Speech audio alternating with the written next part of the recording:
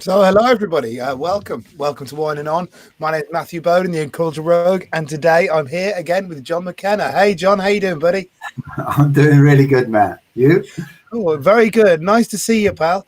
Just a quick thing to say before we begin. Everyone who'll be watching the podcast and watching later on, if you're on YouTube, please subscribe. If you're on Facebook, please join the Whining On with Public Performance site, or please like the Public Performance Incorrigible Rogue fan page. For now, John, I think we've got a lot of story to cover, so shall we begin? Yeah. Yeah. So begin at the beginning. Why? Why begin this life? Why become a performer, an actor? I think it was like when I was really young. I'm talking about sort of 5 and 6, and we used to go over in the fields and play cowboys and Indians and stuff like that, and like all the kids, and we go to see Saturday morning pictures and whatever. I always seem to be the best one of kind of arranging the stories and stuff. So I was kind of into that. But also when I got into my teens, I was never all that struck by the way that the bands and that were put on in the local village halls and dance halls. I didn't think they were produced. I think you could have a lot more kind of going on, more kind of gaggy stuff and characters, and so I had like a bit of a producer's head on me as well. And what kind of bands was you watching at this time? What year are we at when you were a teenager? I left school in 1963, so you'd have been the Beatles had only just started then. Billy J. Kramer and the Dakotas, the Mersey Beats. Bands like that were playing, but I didn't like the staging of them. I just thought all these geezers are doing is just putting on a band and they're not doing anything very interesting with it. Later on in life, I did something about that with the Pandora's Box music festivals in Holland, which were a huge success. But we can talk about those later. Yeah, we'll get to that point in a bit. So as a kid, you were arranging kind of playtime.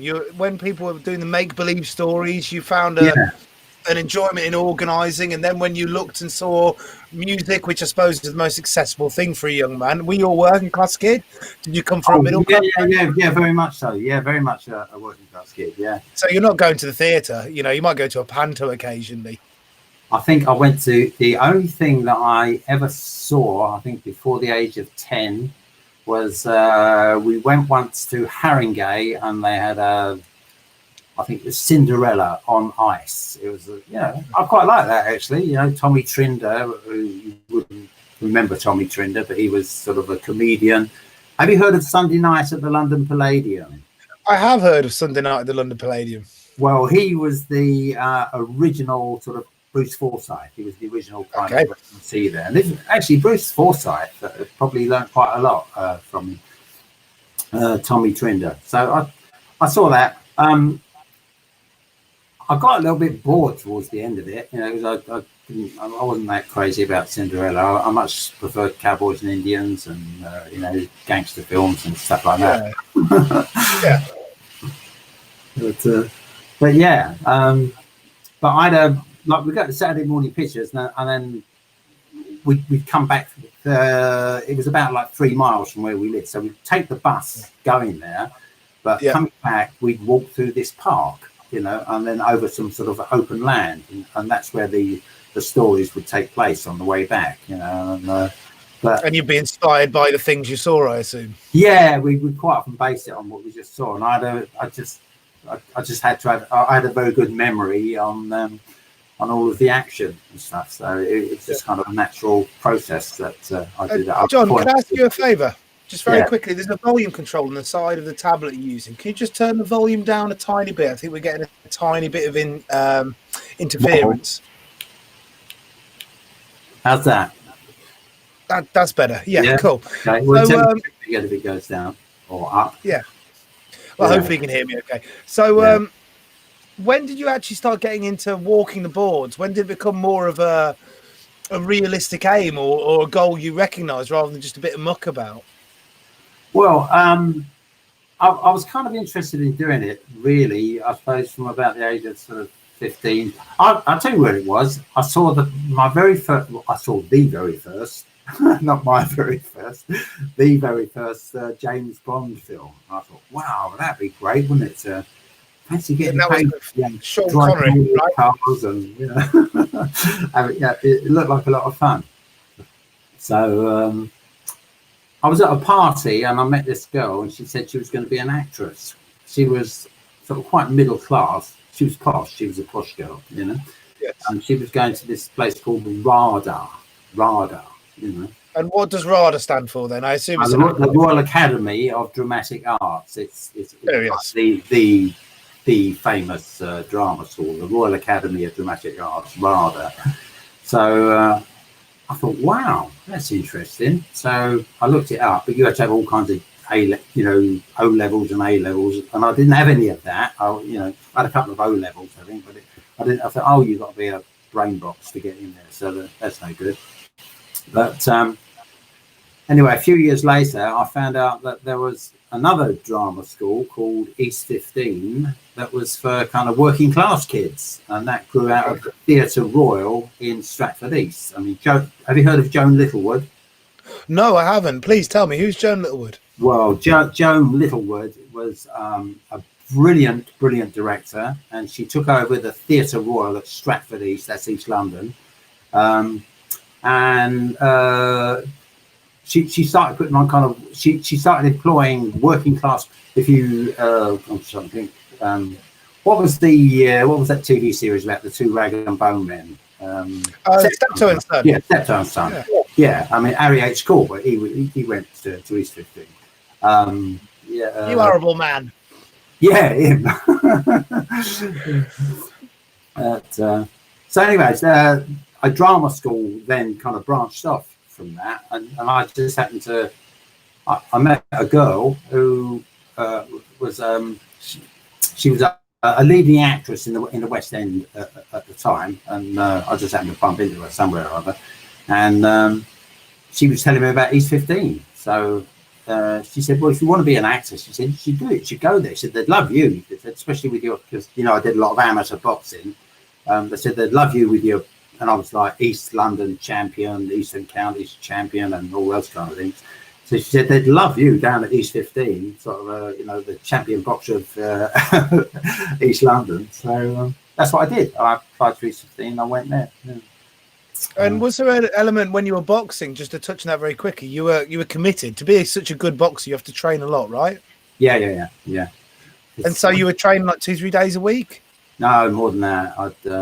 I would train every day, but I would do alternate things. So like every other day I'd do a lot of road work, run about 6 or 7 miles, and then on the days that I wasn't doing that, I'd be in the gym and I'd be doing lots of sparring and bag work and stuff like that.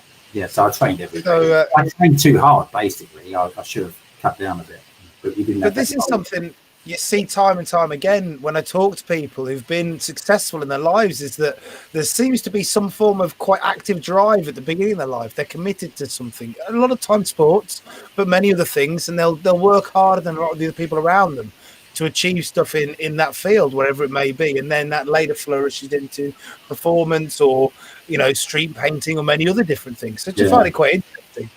So did you go with the same fervour at East 15 when you started acting? It wasn't what I thought it was when I got there. We had like a fantastic tutor in that first year, a guy called Roger Hodgman, an Australian. Loved him. He was absolutely brilliant.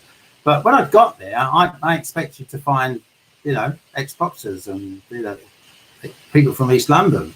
And it had changed when I got there. It had become very kind of middle class, and there were like Americans there and Canadians. I'm not anti-American or anti-Canadian or Australian, but they were all from sort of fairly, comfortable families, and they've sent them over from America and Canada and Australia. And it turned out in that first year, I was the only person that was from the East End, and the school is called East 15, because the Theatre Royal in Stratford, that's where it is. It's East 15. Yeah.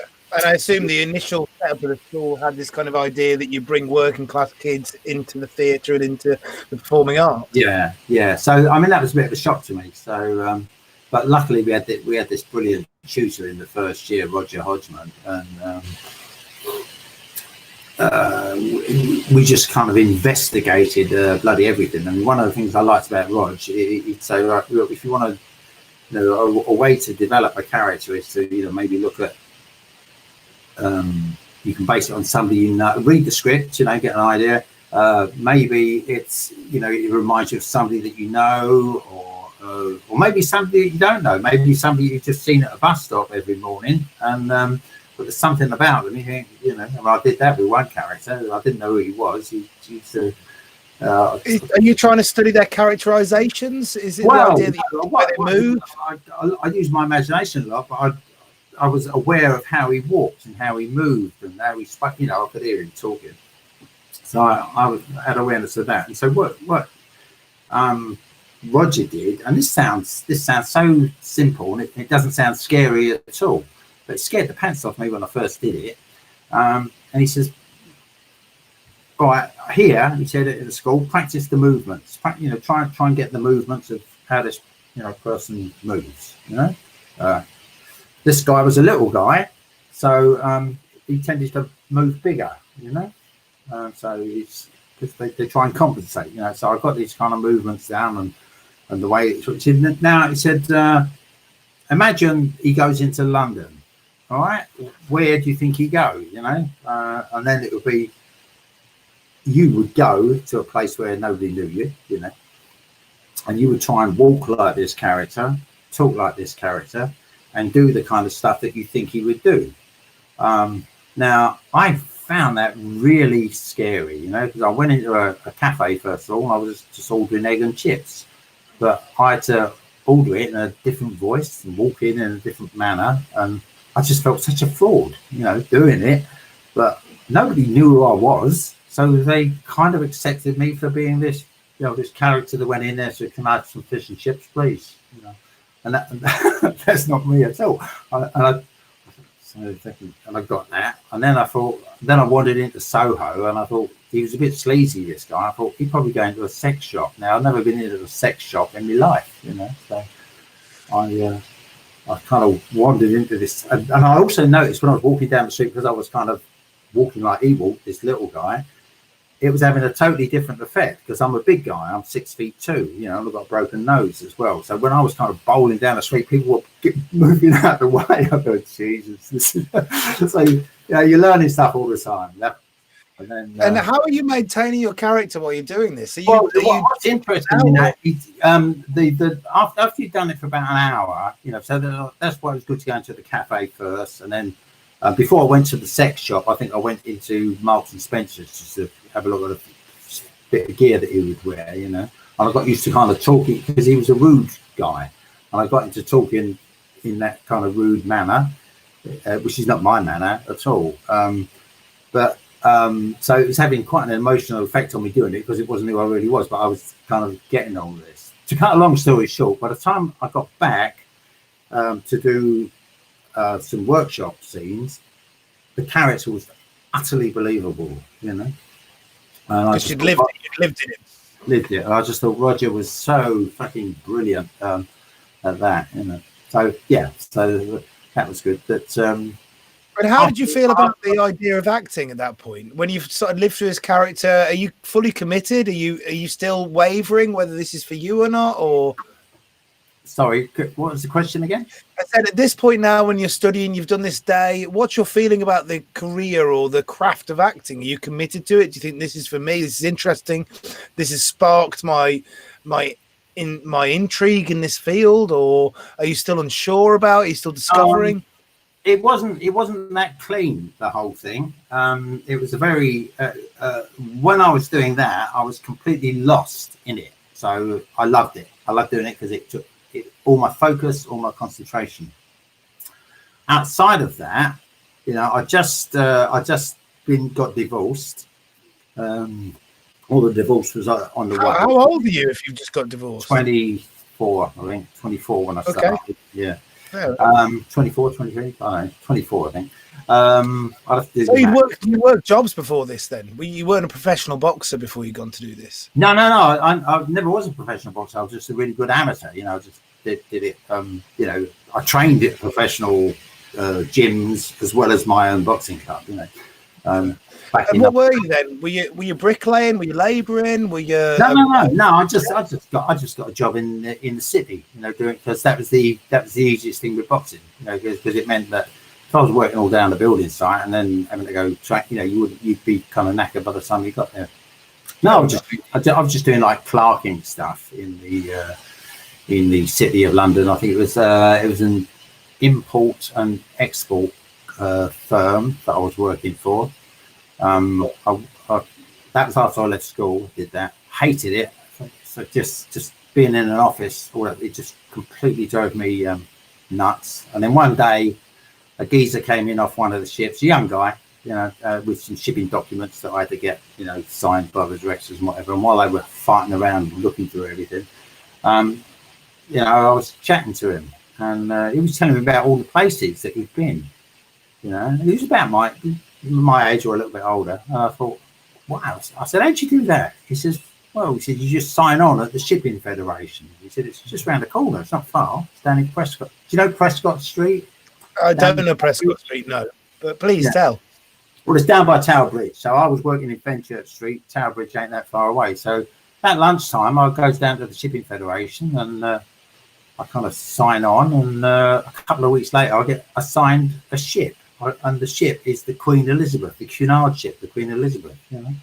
And then I'm off to New York as an assistant steward. Now, that sounds very grand. I thought, oh, it probably means I'm helping the waiters, you know, so I'll be able to learn the craft, and then I'll be a waiter and I'll get tips. And it would be an assistant steward, isn't that? An assistant steward is someone that does all the really shit jobs in the catering department. You know, when all the food slops have been put into the dustbins, you know, you're the one that's got to kind of carry those down into the lift, down to the water line, sling it into the ocean. All that food goes into the ocean. The kitchen dog's body.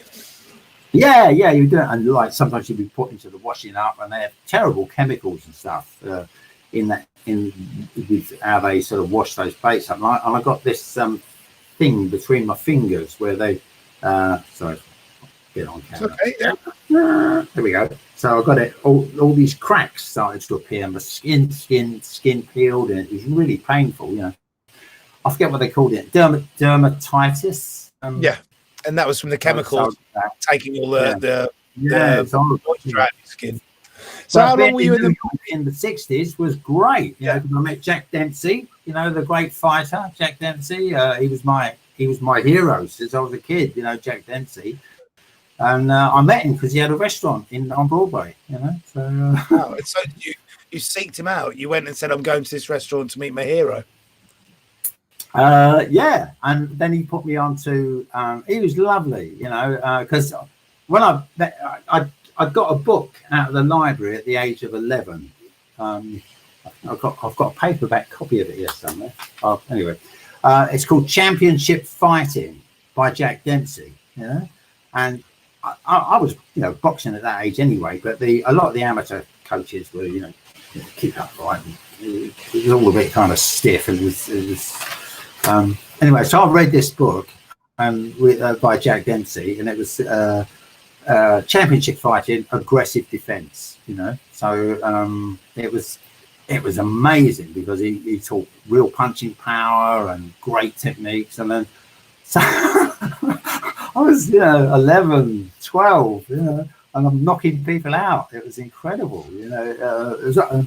All that was down to Jack Dempsey. I mean, you had an edge that people didn't have. So when I got to New York and I went to his restaurant, that's the first thing I did. First day I went to his restaurant and, you know, got some photos done with him. And I said, you know, I said, I read your book, Championship Fighting. He said, you do the falling step? I went, yeah. He said, you do the hand snap? Yeah. And then he put me on to, he said, what else you'll find interesting? He said, is a little way along further down, he said, there's another like sort of bar. Maybe it's a bar mainly, but it's run by Nino Valdez. Nino Valdez was an amazing Cuban fighter, you know, in his day. So then I'll go and I meet, me. I'm meeting Nino Valdez, and Nino Valdez is giving me tips. Jack Dempsey's giving me tips. It was brilliant. And so why leave your merchant navy? That's the I had a girlfriend. I had a girlfriend in England, and so and after about 18 months of doing it, it's quite hard work on the ships. You're doing. I mean, eventually, after about I don't know, 5 or 6 trips. So that would be 10, 14 weeks, something like that. I actually got a job as a waiter, but they put me in the private dining room in the first class dining room. So the private dining room was for ship's officers and the hospital staff, because there was a hospital on board, So that's where I actually learned to be a first class waiter, because I had people kind of covering me in there, and if you got it wrong, it didn't matter so much because it wasn't on paying customers, So, and then from there, I became a fully fledged waiter. But it was great on the ship because there was, I've forgotten his name, but there was a really fucking amazing Irish boxer. He'd fought for the middleweight, it was in the middleweight or the welterweight championship, but he was in charge of the gym on the ship, the Queen Mary, the Queen Elizabeth rather. I was on the Queen Mary later, and so I still carried on my boxing on the ship because he was so grateful to have someone that he can actually sort of spar with, So like, I was getting have a move around. It was really good. Yeah, it sounds great. And so when you come back to London, the missus is basically saying, no, you're going to stay this time. You've done enough journeys. You go back to East 15. You begin to study acting, yeah? No, East 15 was after that. I was doing this when, you did this a year after I left school. So I was 17. I was 17 when I joined the merchant. And did that take you up to 24? Did it take you up to 24, 23? No. So I did that for over about 14 months actually. I think I did that, and then my girlfriend wanted me, parents and pressure to get a proper job. So I went into the city of London, and because I'd been doing a little bit of kind of bookkeeping beforehand, I got a job with an agency, an employment agency, just doing temporary work. Where you fill in for people. Yeah. So, and that was quite good because you kind of go to different types of companies, so you kind of learn different things. So then I thought, if I'm doing this accountancy stuff, I might as well go for it properly. So I applied to a big firm of chartered accountants. I just told lies. I said that I had A-level maths and everything. I didn't have any of it. And they didn't check any of it, and I thought that's great. And that's how I became an auditor. So what you do with that, you kind of that kind of work, you learn how business and finance works quite easily. Because I was an audit clerk, first of all, you go out with a senior auditor and they'll give you specific tasks to do. But what I was doing on the side was I was doing some exams and I was studying accountancy as well. So it was all right. I was kind of okay at it. And that was good because we went from different types of firms. And one of the first things that you do when you go into a firm is you have to kind of do a flow chart of how everything works in there, so that you know the system. So I got quite a good understanding of how that works, and I kind of found out how banks worked, and I thought, this is so fucking corrupt. It was just the way the money system was working. I thought, because what everybody thinks is that the Bank of England produces all the bloody money. They don't. It's like 98% of, and there was a law back in, God, when was it? 18. The gold standard. No. Well, we were not to the gold standard, but there was a law that only the Bank of England could create money. That's before computers and everything. And then when like the digital age came along, which was quite early, well, they were doing it before that anyway. They just started, private banks started creating loans, you know, with money that they didn't even have. So that meant that the kind of, that's when like inflation and all that kind of stuff. It's liability, right? It's basically they create money out of nothing and charge you interest for it, and that's why the fucking environment is fucked up. That's why you know, the whole world is fucked up, is because what banks do is they create money out of nothing and they invest it in like kind of commercial property. They invest it in you know, sort of coal mining and fossil fuels and all that kind of shit that is no good for anybody. They wouldn't have been able to do that if they were obeying the original laws with banks, which was that only the Bank of England could create new money, you know, and the Bank of England only loan with what they had.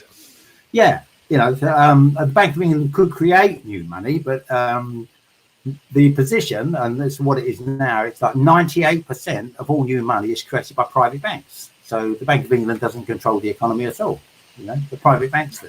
And that's why it's so fucking, it's tits up, you know. And is this part of the reason why you wanted to become an actor? Because you become a little disillusioned with it? Well, I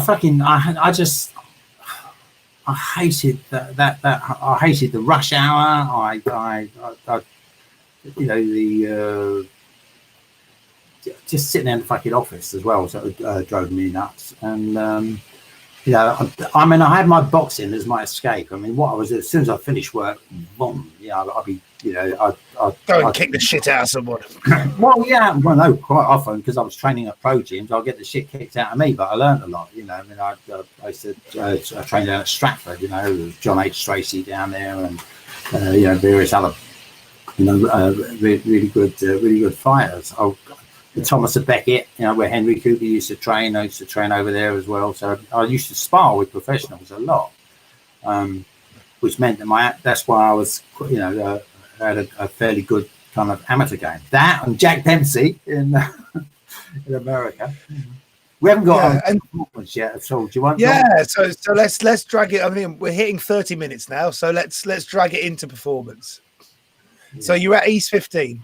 So I went to talk got through all that, and then not long after I was out from East 15, I joined a company called Incubus Theatre Company. So just before we hit Incubus, when you leave East 15, you've had a reasonably interesting life at this point. You've travelled with the Merchant Navy. Yeah.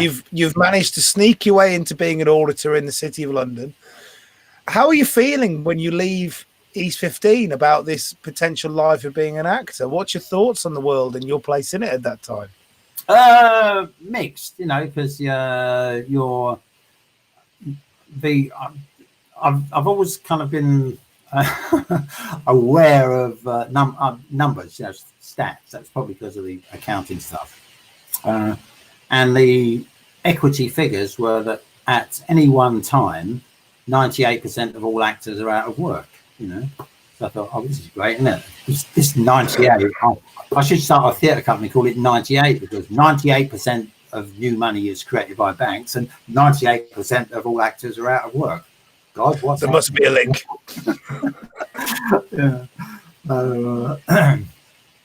So, and I take it you didn't immediately get work when you walked out. You had to go, as most actors do, and go searching for it. Yeah, I did. Yeah. I got a job straight away. It was up in. Oh wow. Yeah, that was because of Maggie Berry at East 15. She got it for me. Well, she didn't get it for me. She just said it was one of the ex-students from about 10 years ago who had a theatre company up in Newcastle, you know, a community theatre company. So I went up there and did a bit up there. We sort of did a community theatre play. So that was all right. I quite liked it. Quite like Newcastle. You know, they're very friendly up in Geordie land. You can go to a pub, and any pub, don't know anybody, and everybody will, you know, they'll be talking to you and, you know, inviting you over for dinner and everything. Yeah. So I did that, but then I got back, but I didn't want to stay up in bloody Newcastle. So Sorry, Newcastle, anybody who's listening. So then I came back down to London, and I couldn't, apply for stuff, but I wasn't getting it, so I got a job as a minicab driver, and it was a firm out in Rainham in Essex, so I was kind of living out that way, and but they were using black cabs, old black cabs, not in that great condition, to do this minicab work in, and of course they let you take it home and whatever. So you got your own car, way. Yeah, I had that, but I would sometimes switch the light on or whatever. I get a little bit of extra work, if you know what I mean. Yeah. So that was handy. And then how long were you doing that? Were you doing little jobs and keeping the cab job? Was it intermittent between the two jobs? It wasn't. No, I was just doing that. I was doing that. I did. I did another one then. I got a theatre job with it was interesting actually, because I actually learned quite a lot, and I didn't really want a job, but I thought, they've offered it to me, so I'll do it because it'll look good on my CV, and it was something like it was 2 terms work, and it was a theatre company in Wales. They were called the Travelling Players, and they were doing theatre in education. So that you took plays around the schools, and then there'd be like Q&As afterwards, and that kind of stuff. So we were taking Is it something like I remember as a young kid, where they'd set up a curtain, and you'd have 3 actors, and they'd all run from behind the curtain with some different costume on every time, playing a whole play between 3 or 4 actors. We did it. Hang on, just straightening this up. I knocked it, I think. There we go. We were doing Charles Kingsley's The Water Babies.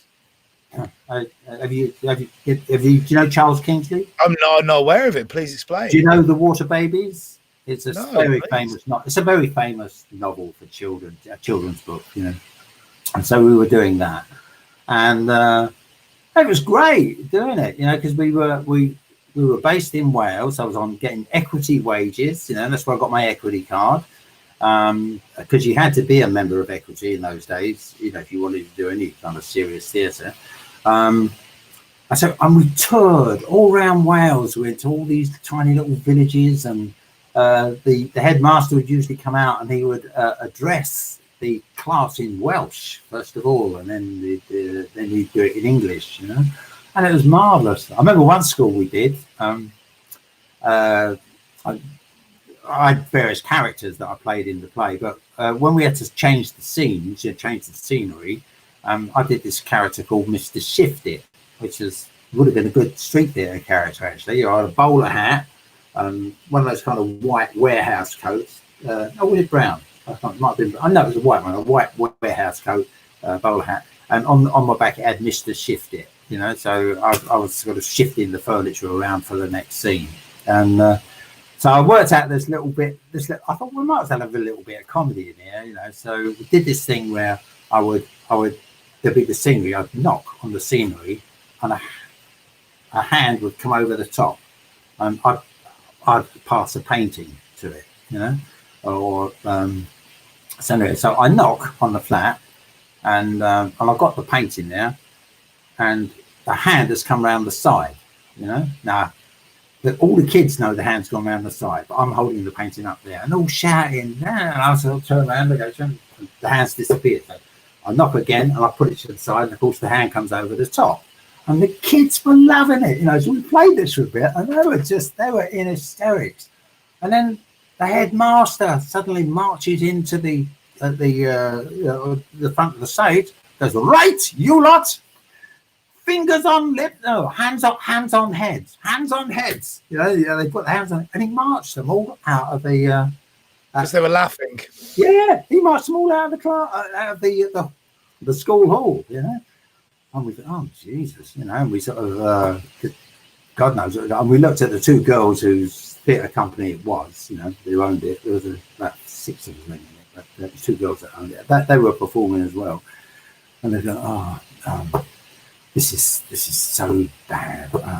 You just, and all the other scenes where Mr. Chippett, just keep it to a minimum, you know. Anyway, eventually he marches them all back in, and when they're coming back in, they all have their fingers on the lips, you know. I thought, gee, I can remember that's what it's like when I was at school, but I thought it had, you know, changed since then. So he said, right, you lot, we're going to carry on now with Charles Kingsley's The Water Babies. Now sit back, enjoy yourself, but be quiet, otherwise you know what will happen, don't you? You know, yes, sir. So we finished it, but what was so funny was afterwards, because you know, I just wanted us to kind of go back to Cardiff, you know, where we were based. Not Cardiff, Newport, where we were based, you know.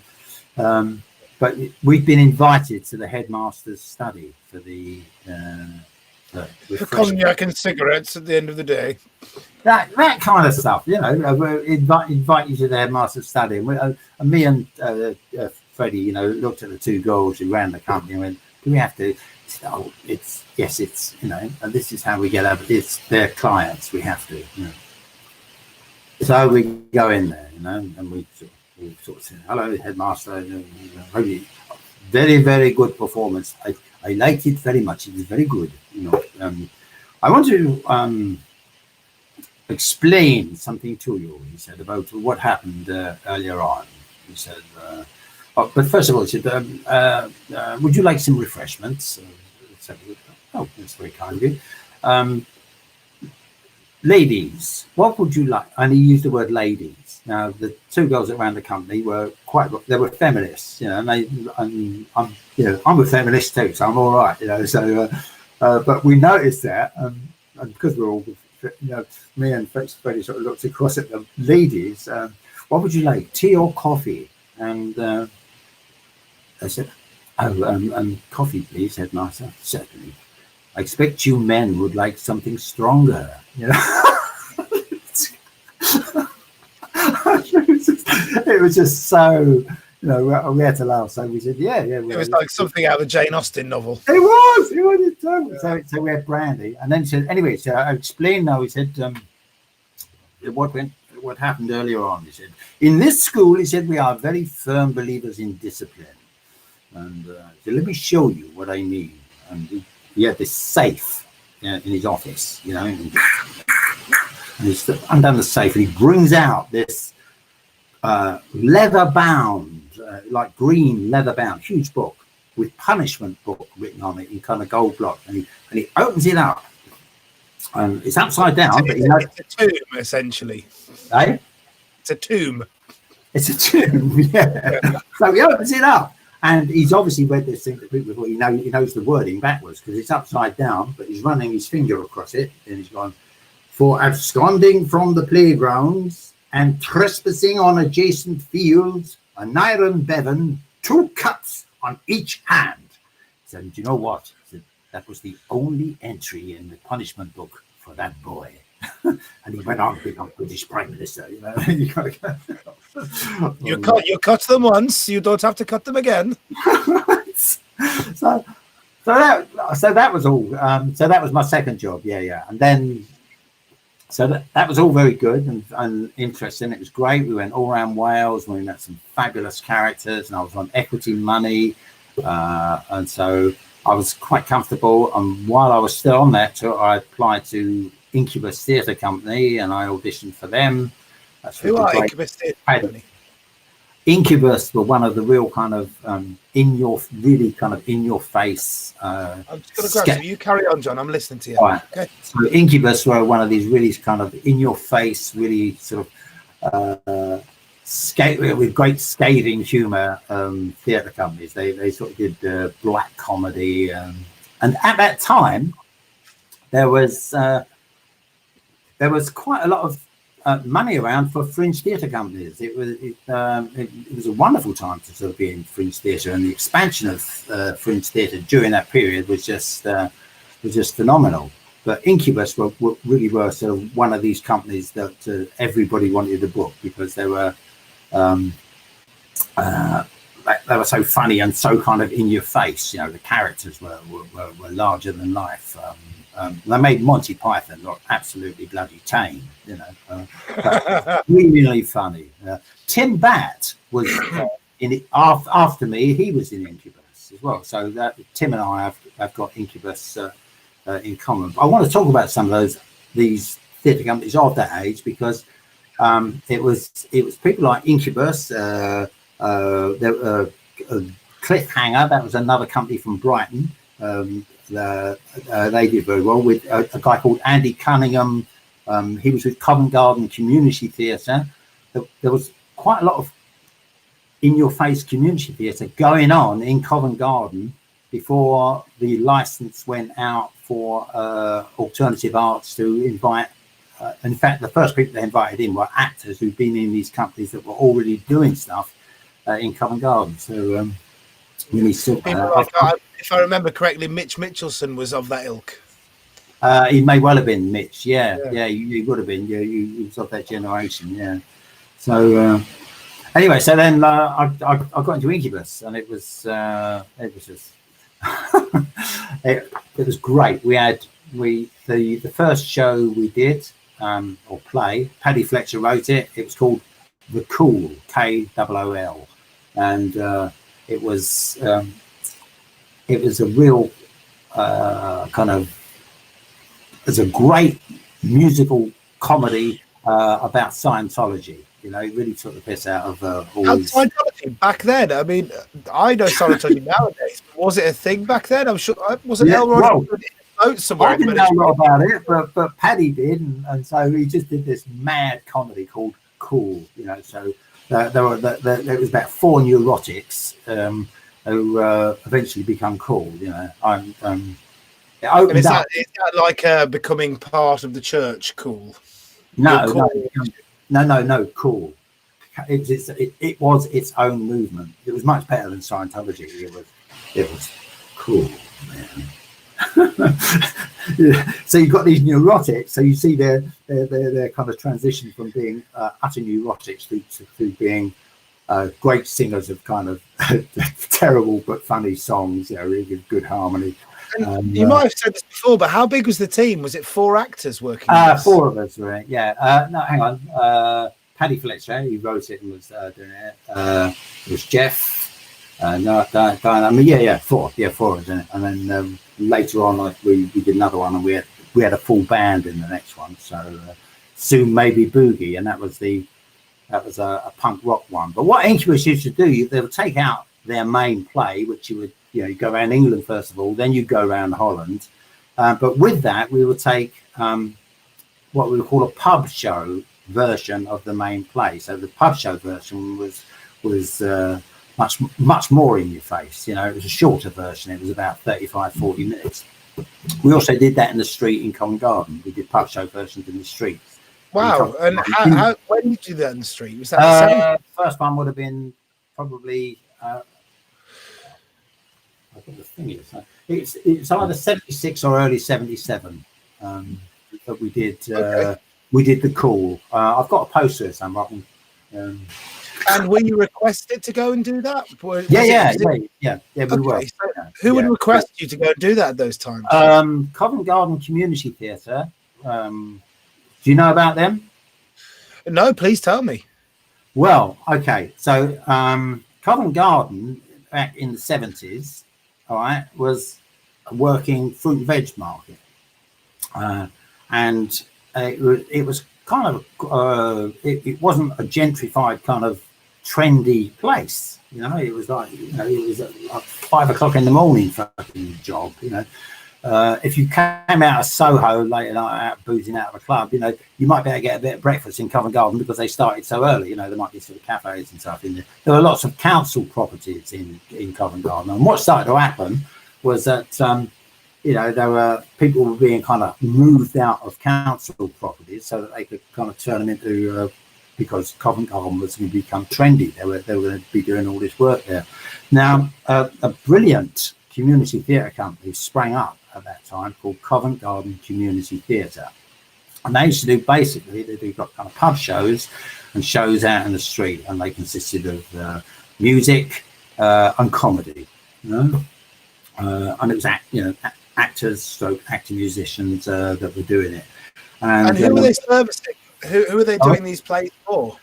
Well, they were doing them for the community because you had like community centres there then, because people were living there. You know, you had actual lots of council properties in there, so people were living there.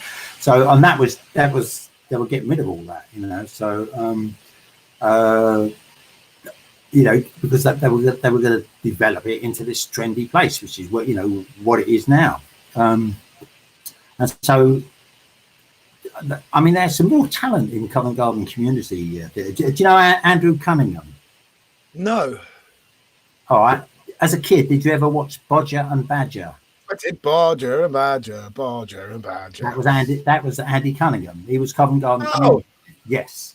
He was in Wow. Garden Community Theatre. Now, not only was he could he write funny stuff, he was a ventriloquist, and he was a good magician. And he used to do stuff, you know, Covent Garden Community Theatre used to do stuff out in the street in the summer, you know. And was it still tarmac to this point? It was a road.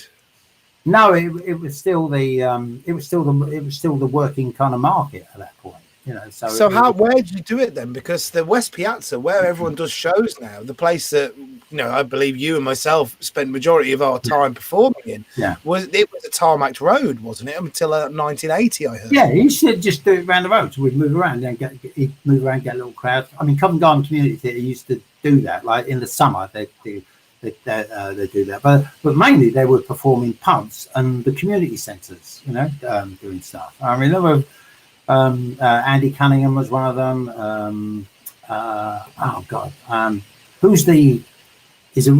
Name a really famous gay comedian.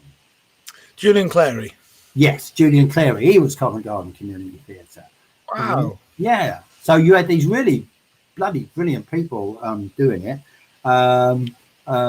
And it was Richard Robinson was the guy that he's still about. He lives down in Brighton now. Richard Robinson kind of founded it, but I mean they were doing tremendous stuff. Also Peter Leaborn, who he and I invented the Pink Policeman, that's another story. But you know, Pete was with Covent Garden Community Theatre as well. So during this sort of early mid 70s through to the 80s, Covent Garden Community Theatre were there doing stuff in the pubs, out in the street in the summer doing stuff. Incubus would come along. We'd do stuff. Yeah, our pub show. We actually, once the building work started going on, we actually did it underneath, you know, where we perform now with the arches. We did our pub show versions. We did the Cool there. We did Soon Maybe Boogie there, the pub show versions of them, you know. And we got. It seems like it was a hotbed of creativity at this time. It was, yeah, it really was, yeah. Plus, it was transiting, you know, because you had real working class people actually living there in the council places, and then consuming the culture. Yeah, and gradually they're kind of getting rid of all that, and it's becoming kind of trendier. You know? So how was this all funded then? Because if you're doing the street shows, arts council money. Because in the 70s, it was when you were off there doing your little thing. I was telling whoever's listening about how there was a lot of arts council funding in the 70s that was going around for fringe theatre companies. So that they could do the community theatre shows because they got arts council grants to do them because the government at the time thought that community theatre was a very useful thing to have in the community. You know, so that's what happened. So there was arts council. Yeah. And so, how long were you in Incubus for? I did 2 full tours with Incubus, so that'd be about a year and a half. No, not that long. About a year, 14 months, something like that. You know. So and did you decide? Sorry. Yeah, did you decide to end your running with Incubus, or did you move on to something else? What? No. We Pete Leaborn and I, who Pete was in the second one, and we had a row with Paddy, so he threw us out. You know, so I mean we all made up afterwards, but it was After what did you do? After you've done 2 tours with Incubus, you know, you don't really, you know, you need to move on and do something different. You know. Yeah. But, no, And so I mean, Paddy died recently, but you know, and Peter died probably about 12 years ago. You know, so. Yeah. But, so you can say anything you want about them now. It's fine. then, So what were did you brilliant. do? They were just brilliant. It sounds like it was a very fun period of your life. It was amazing because, you know, there were all these festivals going on as well. You know, they had these like country fairs, like the Hood Fair would be going on down in Devon, and there'd be another one down in Land's End. There'd be a festival there, and then there'd be the Bath festivals were brilliant. Have you ever seen the Natural Theatre Company of Bath? No, I've heard of them, and I was told when I began about some of their stuff. Oh, they were the most creative theatre company I've ever seen. You know, the stuff that they would, the silly little things that they would do as kind of walkabouts in the streets and shows, and they Wild animation. Sorry? Wild animation.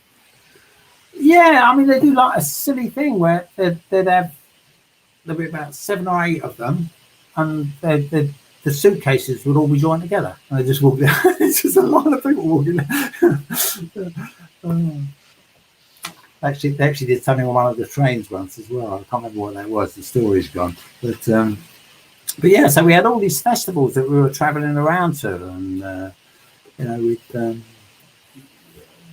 there were just such great, like East Anglia. You had the what were they called? The East Anglian fairs. There's a special name for them, but they were like 3 or 4 day events. You know, so you probably 4 days because you turn up early, pitch your tent and whatever.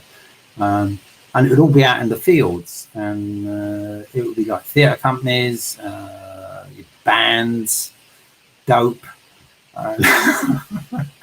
It was all kind of the hippie, trippy kind of stuff, but they were great. Yeah, they were kind of a crossover between a music festival and an arts festival. So we used to play all those as well. Yeah. And then we go to Holland, and we take our madness to Holland. And the Dutch just loved all the kind of crazy stuff that we were coming up with. When we did Soon Maybe Boogie, which was this is with Incubus, it was a play about punk rock and fascism.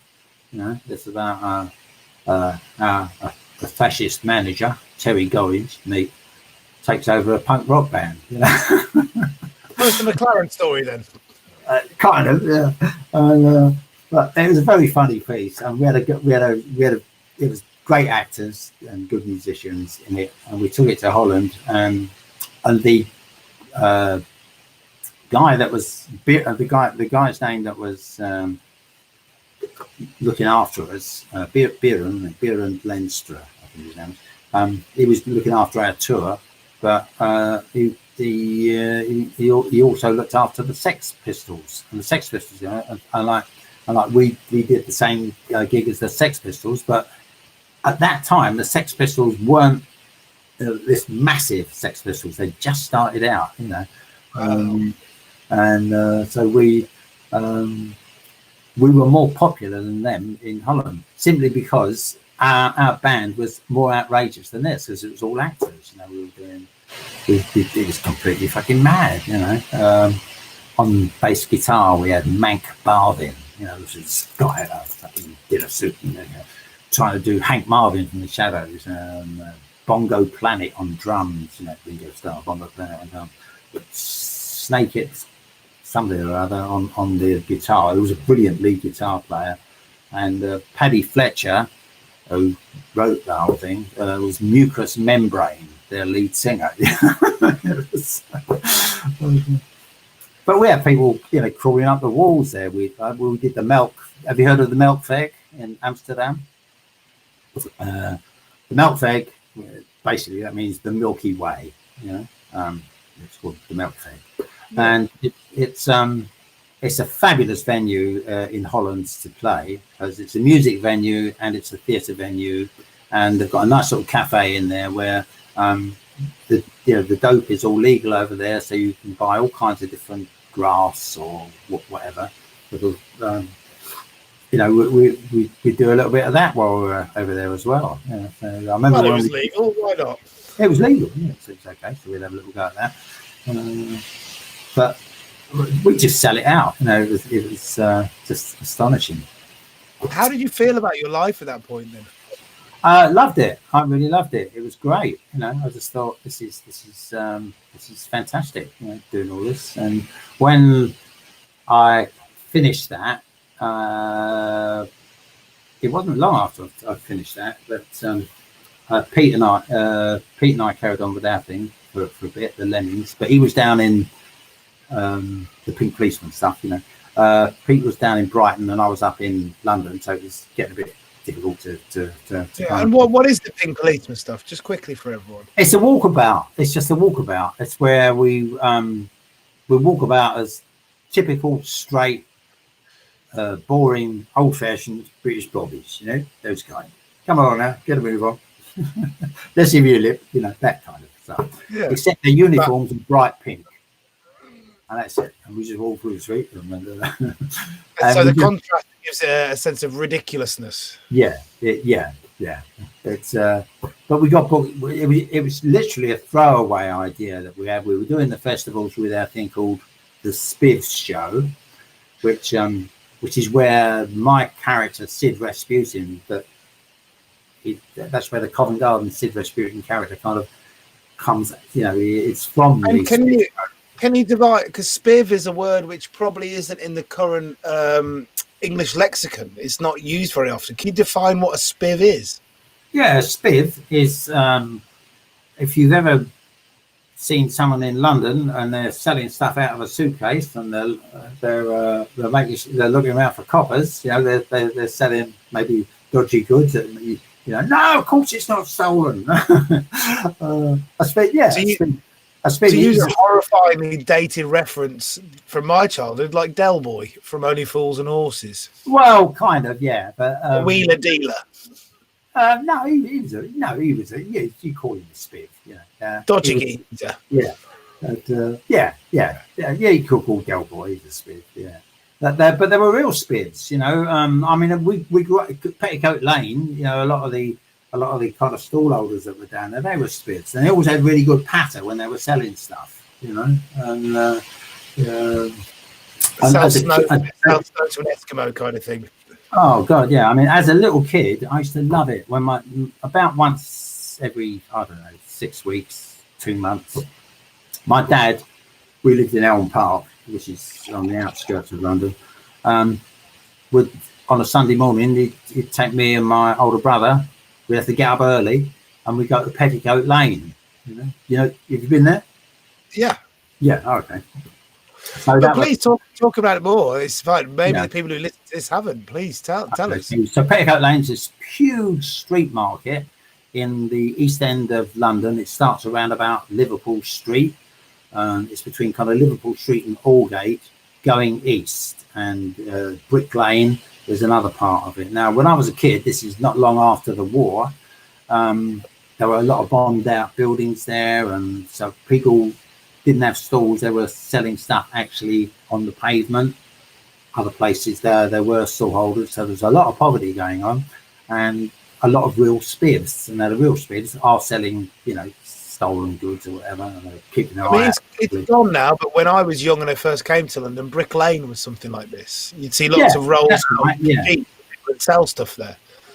So it's like a flea market, I suppose, to be the. Yeah, but it was much. If you've ever seen this wonderful film called A Kid for Two Farthings, if you haven't, go on Netflix and watch it, or YouTube. You'll probably get it on YouTube. A Kid for Two Farthings, because that totally captures the. It was shot in the 1950s, and it's shot in Brick Lane and Petticoat Lane, and so you'll get a brilliant view of what it's like, and the characters are really, really true to life in it. And in fact, if you really know your London well, there's some kind of railway arches that feature in about 3 or 4 scenes. And behind the railway arches, there's some terraced houses, and that's actually where the Kray twins lived. Wow. And I suppose we'll get to this later on, but you've been in 2 Kray movies at this point. I've been in both of them. Yeah, I was in both. Yeah, you were the one with the Kemp twins and the one with Tom Hardy quite recently, the big Hollywood production. Yeah. I've done both of those. Yeah, so we'll get into them more later. Yeah. So it feels like we're slowly working towards the point of Sid, and when Sid comes into existence. Right. So Sid. So what it was. So Pete and I, we kind of we've been thrown out of Incubus, and so we we had similar kind of sense of humour. But he was a brilliant writer. He was so good with words, He was a little bit nervous kind of out in the street when we were doing stuff. And that's why we worked well together, I think, because I had a little bit more bottle than him out in the street. But he supplied like wonderful words, and he gave me this real kind of understanding that you really need to take care of the words, with the don't just say generic things when you're can I have a volunteer from the audience, but let's listen to that, kids, listen to that. And then it'd be with me, it'd be like something, I'm looking for a woman of the most organized and refined sensibilities, and I grab a geezer and pull him out, so the language, make the language decorative. Pete was, but is it almost a thing that's lost now? I mean, you look at a Two Ronnies sketch, incredible wordsmanship, incredible oratory ability and command of the English language. And that's what Pete Leaborn was. He was a fucking genius at that. He was so funny with the way that he would word things, I remember, shall I just give you a little bit of the spiel? This is Peter's. Yeah, please do. This show. All you gents out there know, when you really want to set the wife's heart a-fluttering, there is nothing like a top quality gift. And believe me, this, it might be a picture of Margaret Thatcher, is nothing like a top quality gift. We're not here to palm you off with any old rubbish, because this is Sid and Eric Rasputin's travelling emporium. Now, what it's like, you wake up one morning and everything is covered in a grey blanket of gloom, despondency, and angst. Oh my God, you say to yourself, what the bloody hell am I going to do? I'll tell you what you do. You stick on your Sid and Eric Rasputin's fine art tie. This really gaudy tie with a real piece of joke. Yeah. And but the dialogue was so funny. He said, that may look to you like a load of loaves of bread flying across the sky. But for those of you out there what are ignorant, I'll tell you what it is. It's a perfect example of French surrealism. It comes from sur, meaning on, and real, meaning real. And you won't find nothing more unreal than that time. So Pete, so he wrote these wonderful, wonderful words. And they've got nice, by the sounds of it, has nice mixtures of little intellectual dots and great imagery, words to create imagery in the listener's mind. It was wonderful, he'd have like these erotic art books written under a pseudonym. I don't know if you know that a lot of this is going back a bit, but a lot of novelists, before they got established, kind of wrote these sex novels, under a different name. The romantic novels. Yeah, under a different name, they would do that. But Pete had this wonderful thing. What was it? I'll see if I can remember. But I thought it was really funny. It was something about erotic art books. That's what you want.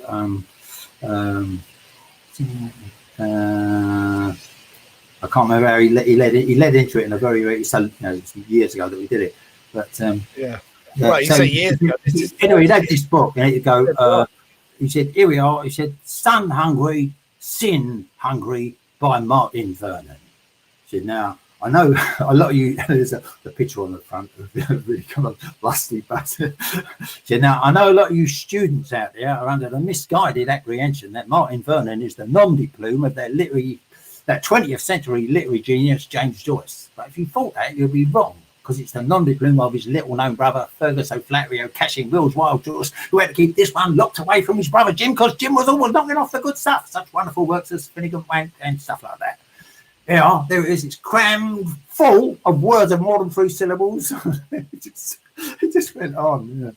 And so the whole idea of this show was that you basically brought out Tat and pretended to tell him Tat in this beautifully flowery way. Yeah. But what we were doing first of all, we'd take it around a lot of the universities because it was, kind of the thing that Monty Python was out by this time, so it kind of that fitted in with it. And Pete was a great Monty Python fan, so we sort of did it in that kind of Monty Python type style. But then we got invited to a few. So when you say Monty Python style, it's kind of starchy, realistic, but completely absurd. Yes, but very obviously. We're playing this straight, but because of the content that we're delivering, this is obviously silly, ridiculous. Yeah. But we found that I can't remember what we went down to. It was some arts festival or other we went down to, and they said, and we found out it was in the streets. We had to do it in the streets, and we started to do it in the streets, and I could see that Pete was starting to feel because it's like street theatre. It wasn't an audience. We didn't have one. We didn't have a fucking, like when we do it in the universities, you go do it there, you've got an audience, He didn't have focus.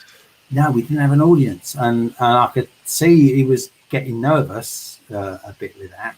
But I can remember how the old Spids used, because I was watching them down in Petticoat Lane, So and the East 15 stuff so I got more realistic with it. And that kind of, got a crowd around it. And I just found it really, I thought, wow, this is interesting. Because you can move from theatrical into, is this theatrical?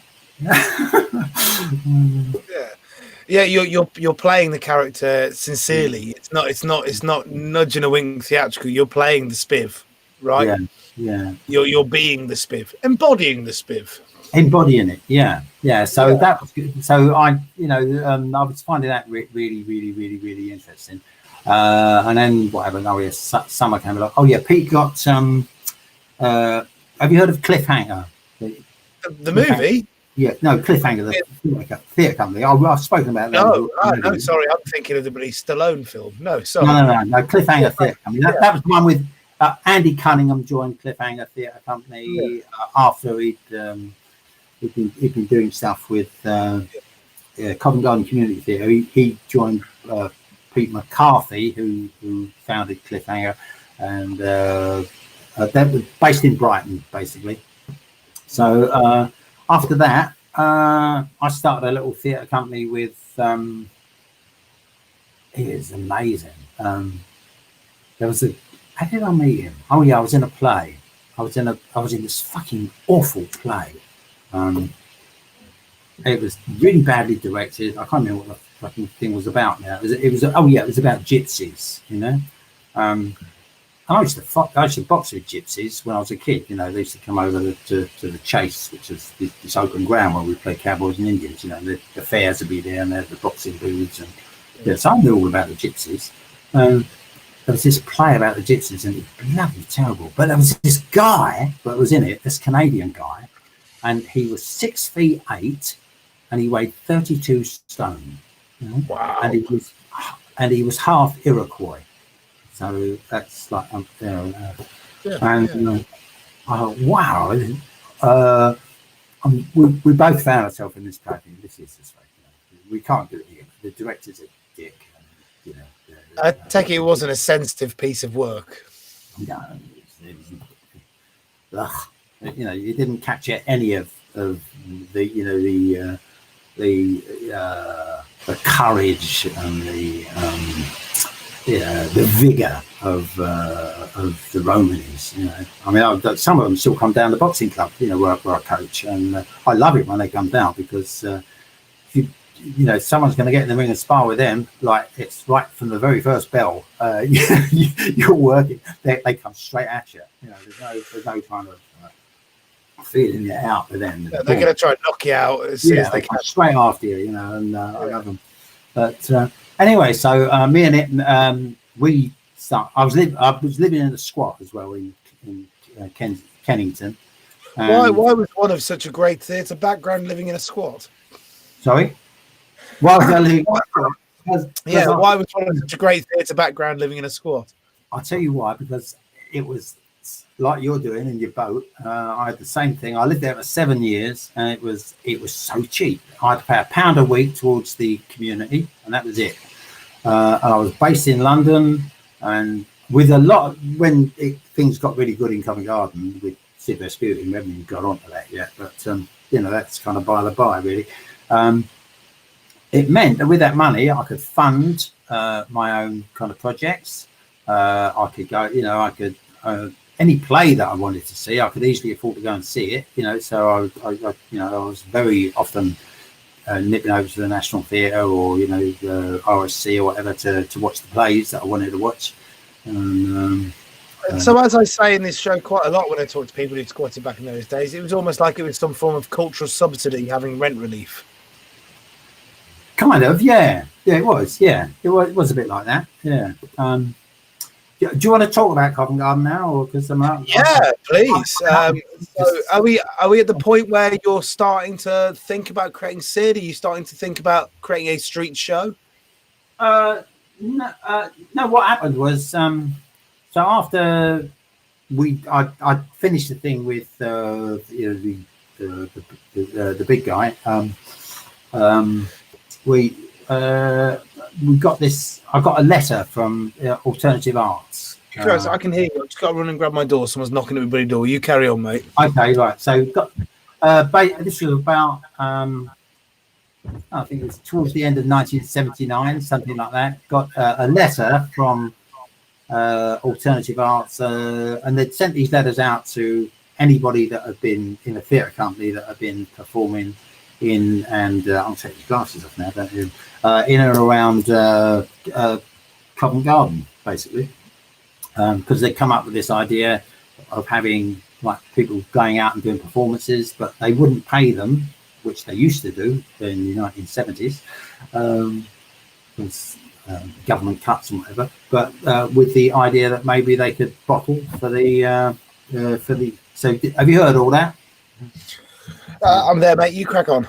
Yeah. So with the idea that they could maybe bottle for the money. So I thought, oh well, I'll go and have a look at that. And we just finished the the play that we've been on tour with. And that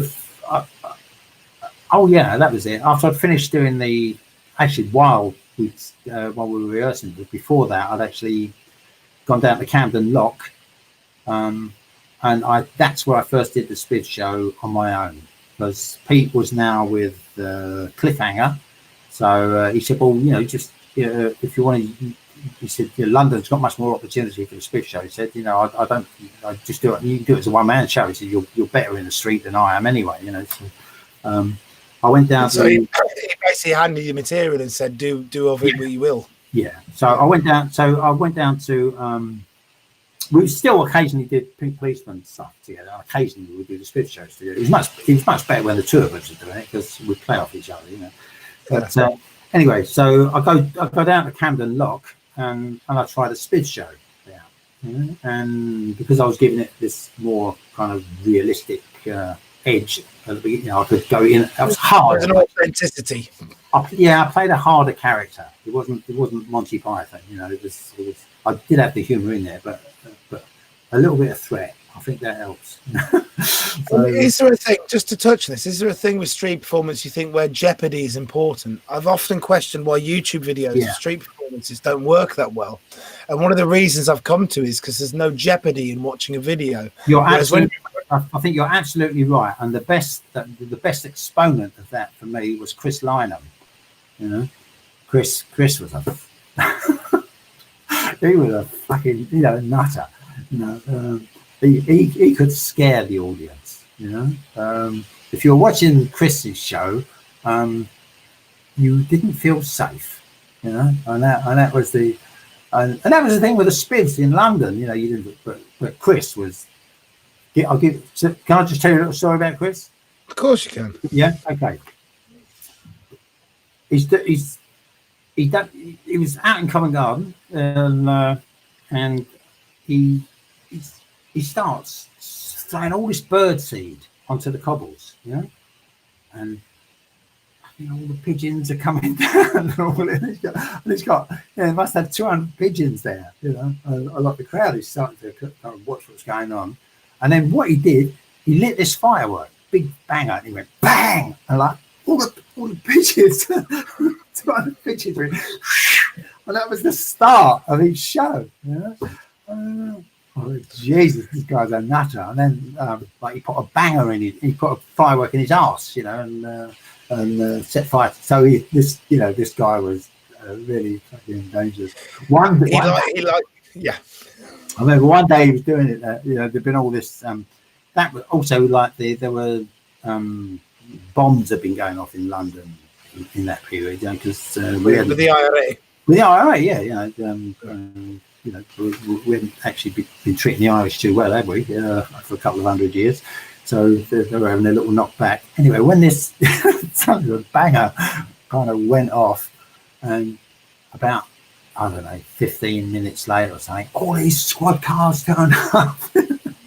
Chris gets carted off to the Nicky. They let him out a few hours afterwards. But it was so funny.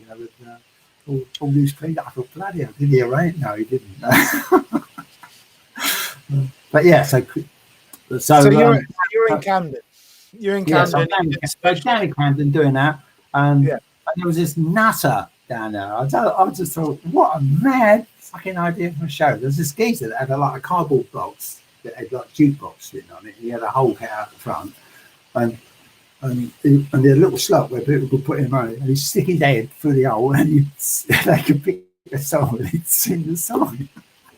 Have you talked about that song? Jukebox Man. Sorry? It was the first person to mention Jukebox Man. Yeah.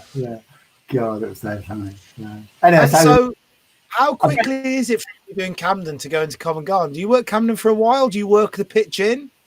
I was doing Camden before I did my single showing on. I'd say the first time I performed. When you say doing, you did Camden for some time then? Yeah, I did. I just used to do it on a Sunday, because on a Sunday I'd like to go. There was in Camden there was a good kind of jazz bar there, and I used to you have to have money for drinks, didn't you? If you like jazz, and I'd see people. I like to buy around. Different people being there, because I like jazz. So I thought, this is great. So it kind of got me my beer money, So I'd go down to Camden, I'd do this, and that was great. So I did it, from probably March through to October or something. Any idea at that time that this could be a way of earning a living? Well, it was earning beer money. It was earning a bit of a living, because I was living in a squat. I didn't have to find very much, So I only had to find £1 a week and be food, So but when Sid Rasputin became what it was, and people talk about it to this day, that was a living that could pay, I assume, for accommodation and for food and everything else. That's far more than beer money and kind of just. Oh yeah. It did in the end, and I ended up renting a house in Wimbledon, because my girlfriend was getting fed up with me living in a squat and her paying too much rent in Earl's Court where she was, because she was no way was she could live in a squat, She's Canadian. But my thing is this: did you conceive of that happening at this point? When you were doing this, did you see it as being like there might be a career here on the street doing this, or was it just not really. No, just to me it was just while it was in that early stage, I thought, well, this is a bit of beer money for Saturday. For Sunday rather, it means I can go and watch the jazz down at Covent Garden, and it was just that really. And then a letter, that's when the letter came through, asking people if they would go to Covent Garden. They wanted to open it up as a kind of street performance. They weren't going to pay anybody, but you could do it on bottling. So, and what year is this now? We're at 1980. 1980. This will be 1980. Yeah, and so. I thought, okay, so I went along, went down the office, alternative arts, and I said, yeah. So great, yeah, do it. What was it like walking at the office? Were they quite fastidious? Were they quite relaxed? I knew them anyway because they were doing apart from Covent Garden Community Theatre doing stuff, alternative arts had been kind of getting in quite exotic acts from all over Europe. Occasionally, you get them maybe once or twice a year, but they would do stuff. So no, I didn't have any. I know a lot of the other buskers would not agree with me about alternative arts, but I thought, well, they got the pitch established, they got the license for it, and they let us have a really bloody good run of it to begin with. So. Well, Mitch Mitchelson definitely agreed with you there. He said that he believed it was run well when they were there. Yeah, I thought so. Yeah, I didn't really have any trouble with them. What was your first show like? The mentality, we talk about how kind of the mentality of people changed because they hadn't come from that kind of background. But when I got there, I was like, right, okay, I'm going to go. I went on a Sunday, and I thought I'll start next Sunday, and I went along there, and Tim was there, Tim Batt, and I knew Tim because Tim had been in Incubus. What I'd seen is after I'd left Incubus, Tim joined a couple of years later, and he was in it. So I knew Tim, and he was doing like his juggling. I thought, oh, that's really, really good. I said, you think? He said, yeah. And he said, oh, there's a guy from Brighton, another guy from Brighton, JJ, who said he's not here today, but he comes up sometimes as well. Mr. JJ Waller? JJ Waller, yeah. The brilliant JJ. Well, and the brilliant Tim as well. I mean, Tim was, really... Well, they're two characters that I hope to interview one day on the show. Yeah. Oh, well, you should do, because they're intelligent, funny, gifted, skillful, yeah, they were great. What was your first show like then? The first show you did there? I'll try and speed this up, otherwise we're going to be here all night, aren't we? So I did the Spears show that I did in I did down at Camden. I did that, and I thought it was all right. I was making about £5 or something. I thought, oh, that's okay. And I could, if I come here a couple of times a week, I'll have 15, 20 quid.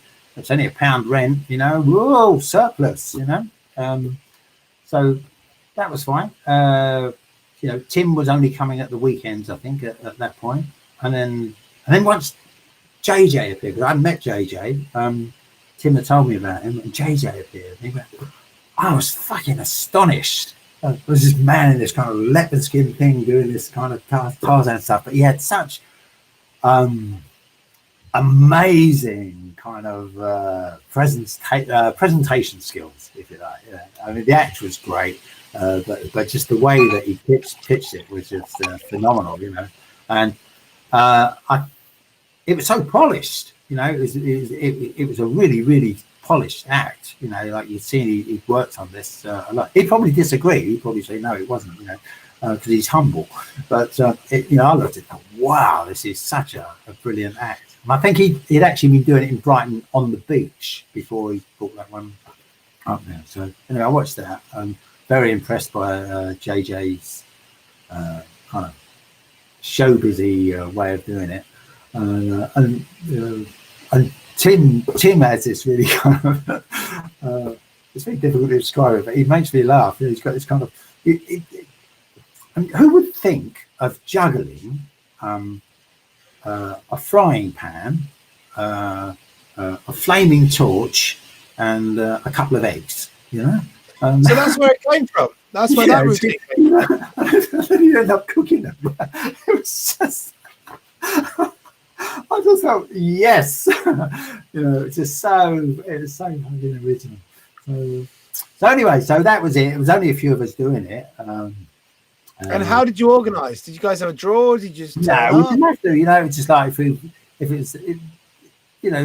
might just be. I mean, for the first few weeks, it was just me and Tim were there, and then JJ was there, but that was no deal. It was just three of us. We just kind of mixed it around between us, and then I remember this guy came along.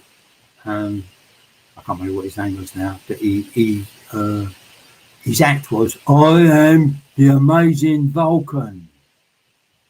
I'm going to break glass here on these bricks. I'm going to lie on that glass and someone's going to stand on me. That's how he was presenting it, you know. Gather around. And then he drank some methylated spirits, you know, lighted torch, blew a sheet of flame in the air, and he lay down on his took his shirt off, lay on his broken glass, and he got about 150 people around, you know, that kind of fun. He had nothing. He had no kind of performance skills at all, but he just did his own. And he must have made about 40 quid, you know. And I thought, I made a fiver off the you know, the very clever. It's well crafted, authentic, yeah, well very well, performed. you know, it was written by, you know, Peter Leaborn that I was doing. So I've got to fucking change this, you know. So I had a good think about it, and I came up with the idea for the. I thought I'm gonna do like mad stunts, but I'm gonna do it as a spiv, you know, because the spiv character is really funny, you know. So I did this thing where I'd eat razor blades first of all, you know. I wouldn't talk at all. I'd go out there, cut off. Can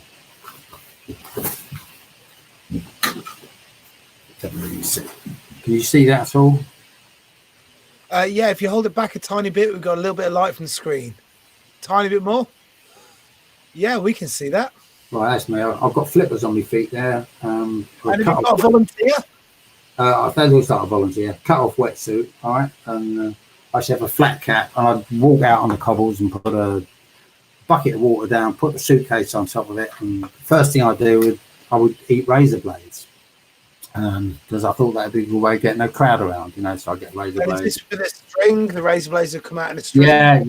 Yeah. But I thought, how I'll make this different is because I'd already sussed that Americans used to be in the audience, you know, and they actually pay better than the British people did, you know, probably because they were rich Americans, they were on fucking holiday and they could afford it, you know. So anyway, I thought, well, I know that they like Shakespeare, so what I did was I ate all these razor blades, and then when I put the thread in, I started to recite the Harfleur speech from King Henry V.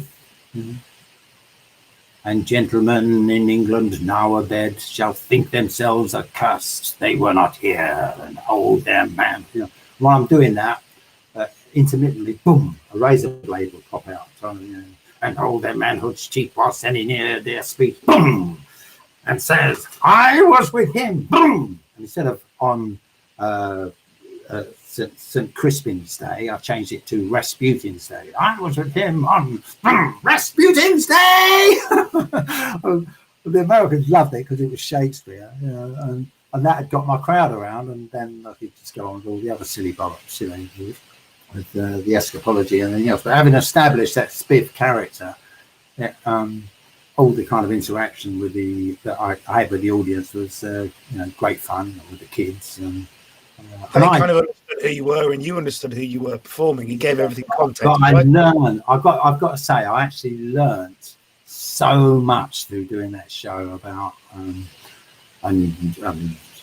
sure you'll back me up with this because you probably, I think everybody at Street Theatre must get for, you know, sticks at it. Would get this. I really understood what audiences were all about. I understood the complete importance of awareness and listening and incorporating, you know.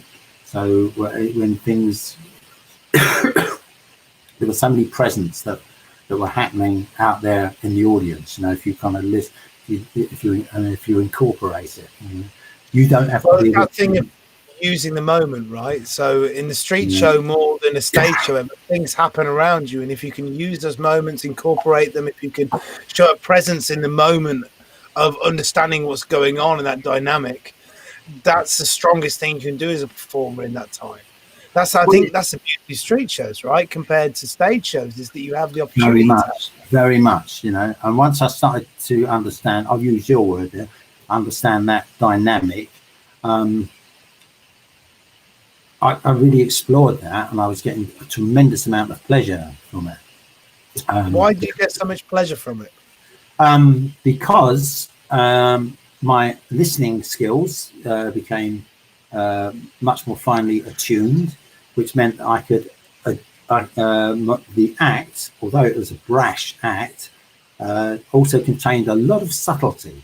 I can remember once, more than once, but a particular occasion I was out there, and I'd no sooner started than I knew I had the audience were there, and the temperature was right, all the conditions were right. So when I did the half-slur speech from King Henry V, I actually did it properly. I did it as a tour de force speech, and the applause was serious applause for being a good actor and delivering a speech the way that you needed to. They also kind of understood the absurdity of it as well. So that kind of thing with the, I really had learned so much about audiences, and then after about, I did about a year and a half at Covent Garden, and I auditioned for. I then got a part in what they call a number one touring play. Number one touring is when you do like an Agatha Christie or one of these famous plays, and you go all around Great Britain and you play big theatres, and it's usually got like fading TV stars or somebody, what we call nowadays B-list celebrity tour, something like that, or they were. But the money's quite good, and it looks good on your kind of CV, So and they're supposed to get reasonably full seats for that because you've got the names attached to it. Yeah, that's it.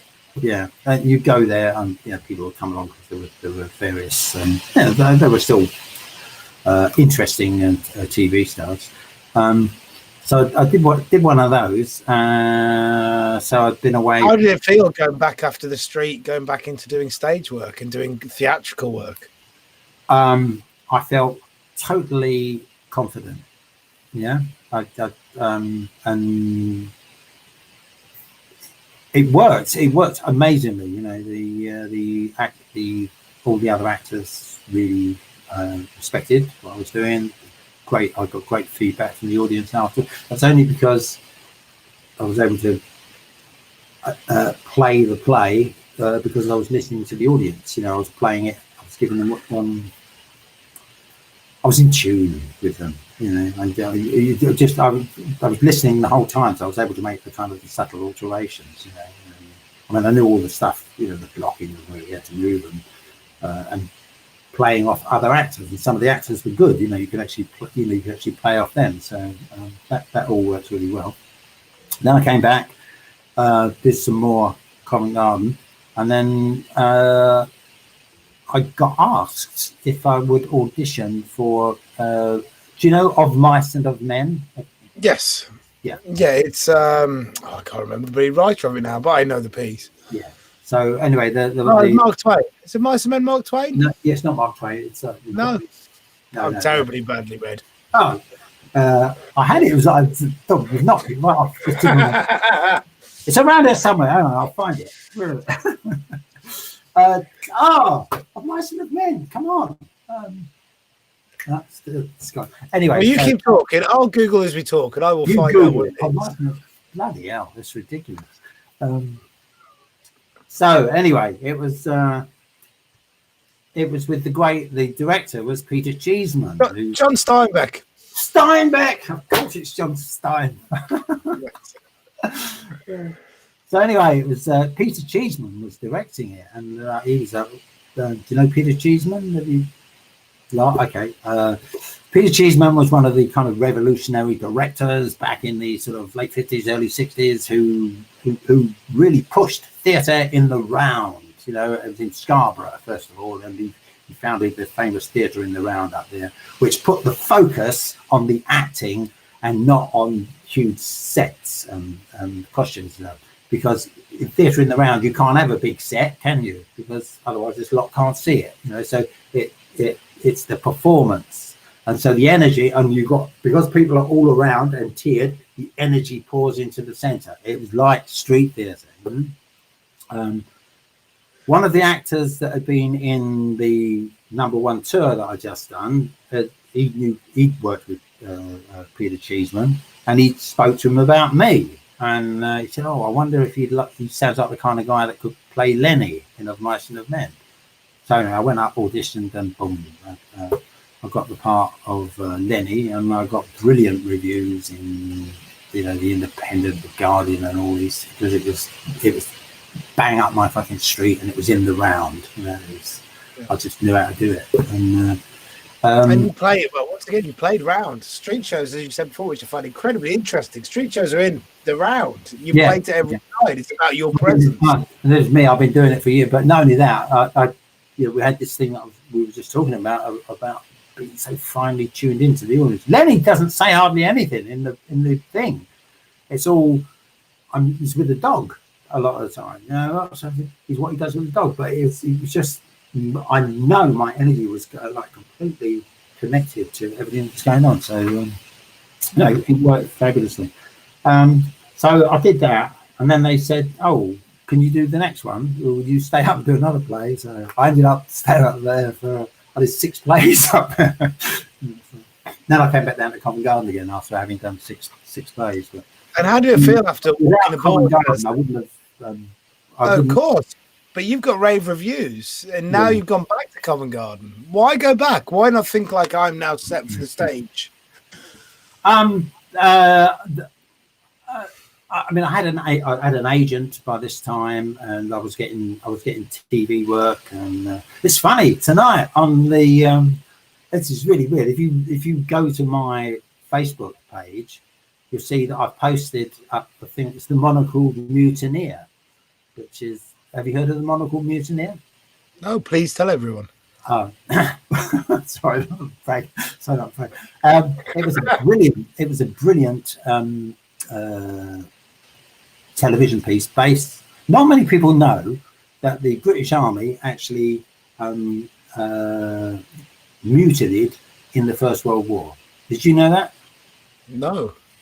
Well, they did. The British troops mutinied in the First World War, and it was at a place called Étampes in France. Now, what was happening in Étampes was like all these young guys were, who'd been like convinced by the music hall and anything else that they should go and fight for their country. They get over there to Étampes in France, and it is the most brutal training regime ever. It's absolutely criminal, and they ended up.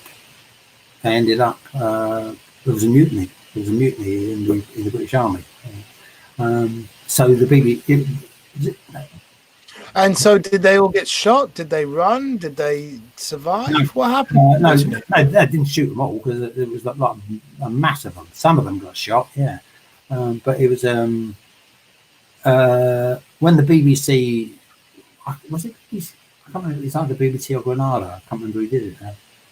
It's terrible, isn't it? I can't remember which company did it, but it got loads of flack from the right-wing press that this shouldn't, this thing shouldn't be out there. So it was a very controversial piece when it came out. Anyway, there was a post on I'm talking to you tonight, and there's a post come up with it. So I've shared that one tonight, and so you'll be able to see me in the Monocled Mutineer playing a military. I will share that post after the video, everybody, if you want to view it. Okay. But you'd see me playing a military policeman in that, with a gun. But you're still working in Covent Garden at this point, then? Well, yeah, because I liked the idea of working in Covent Garden, because I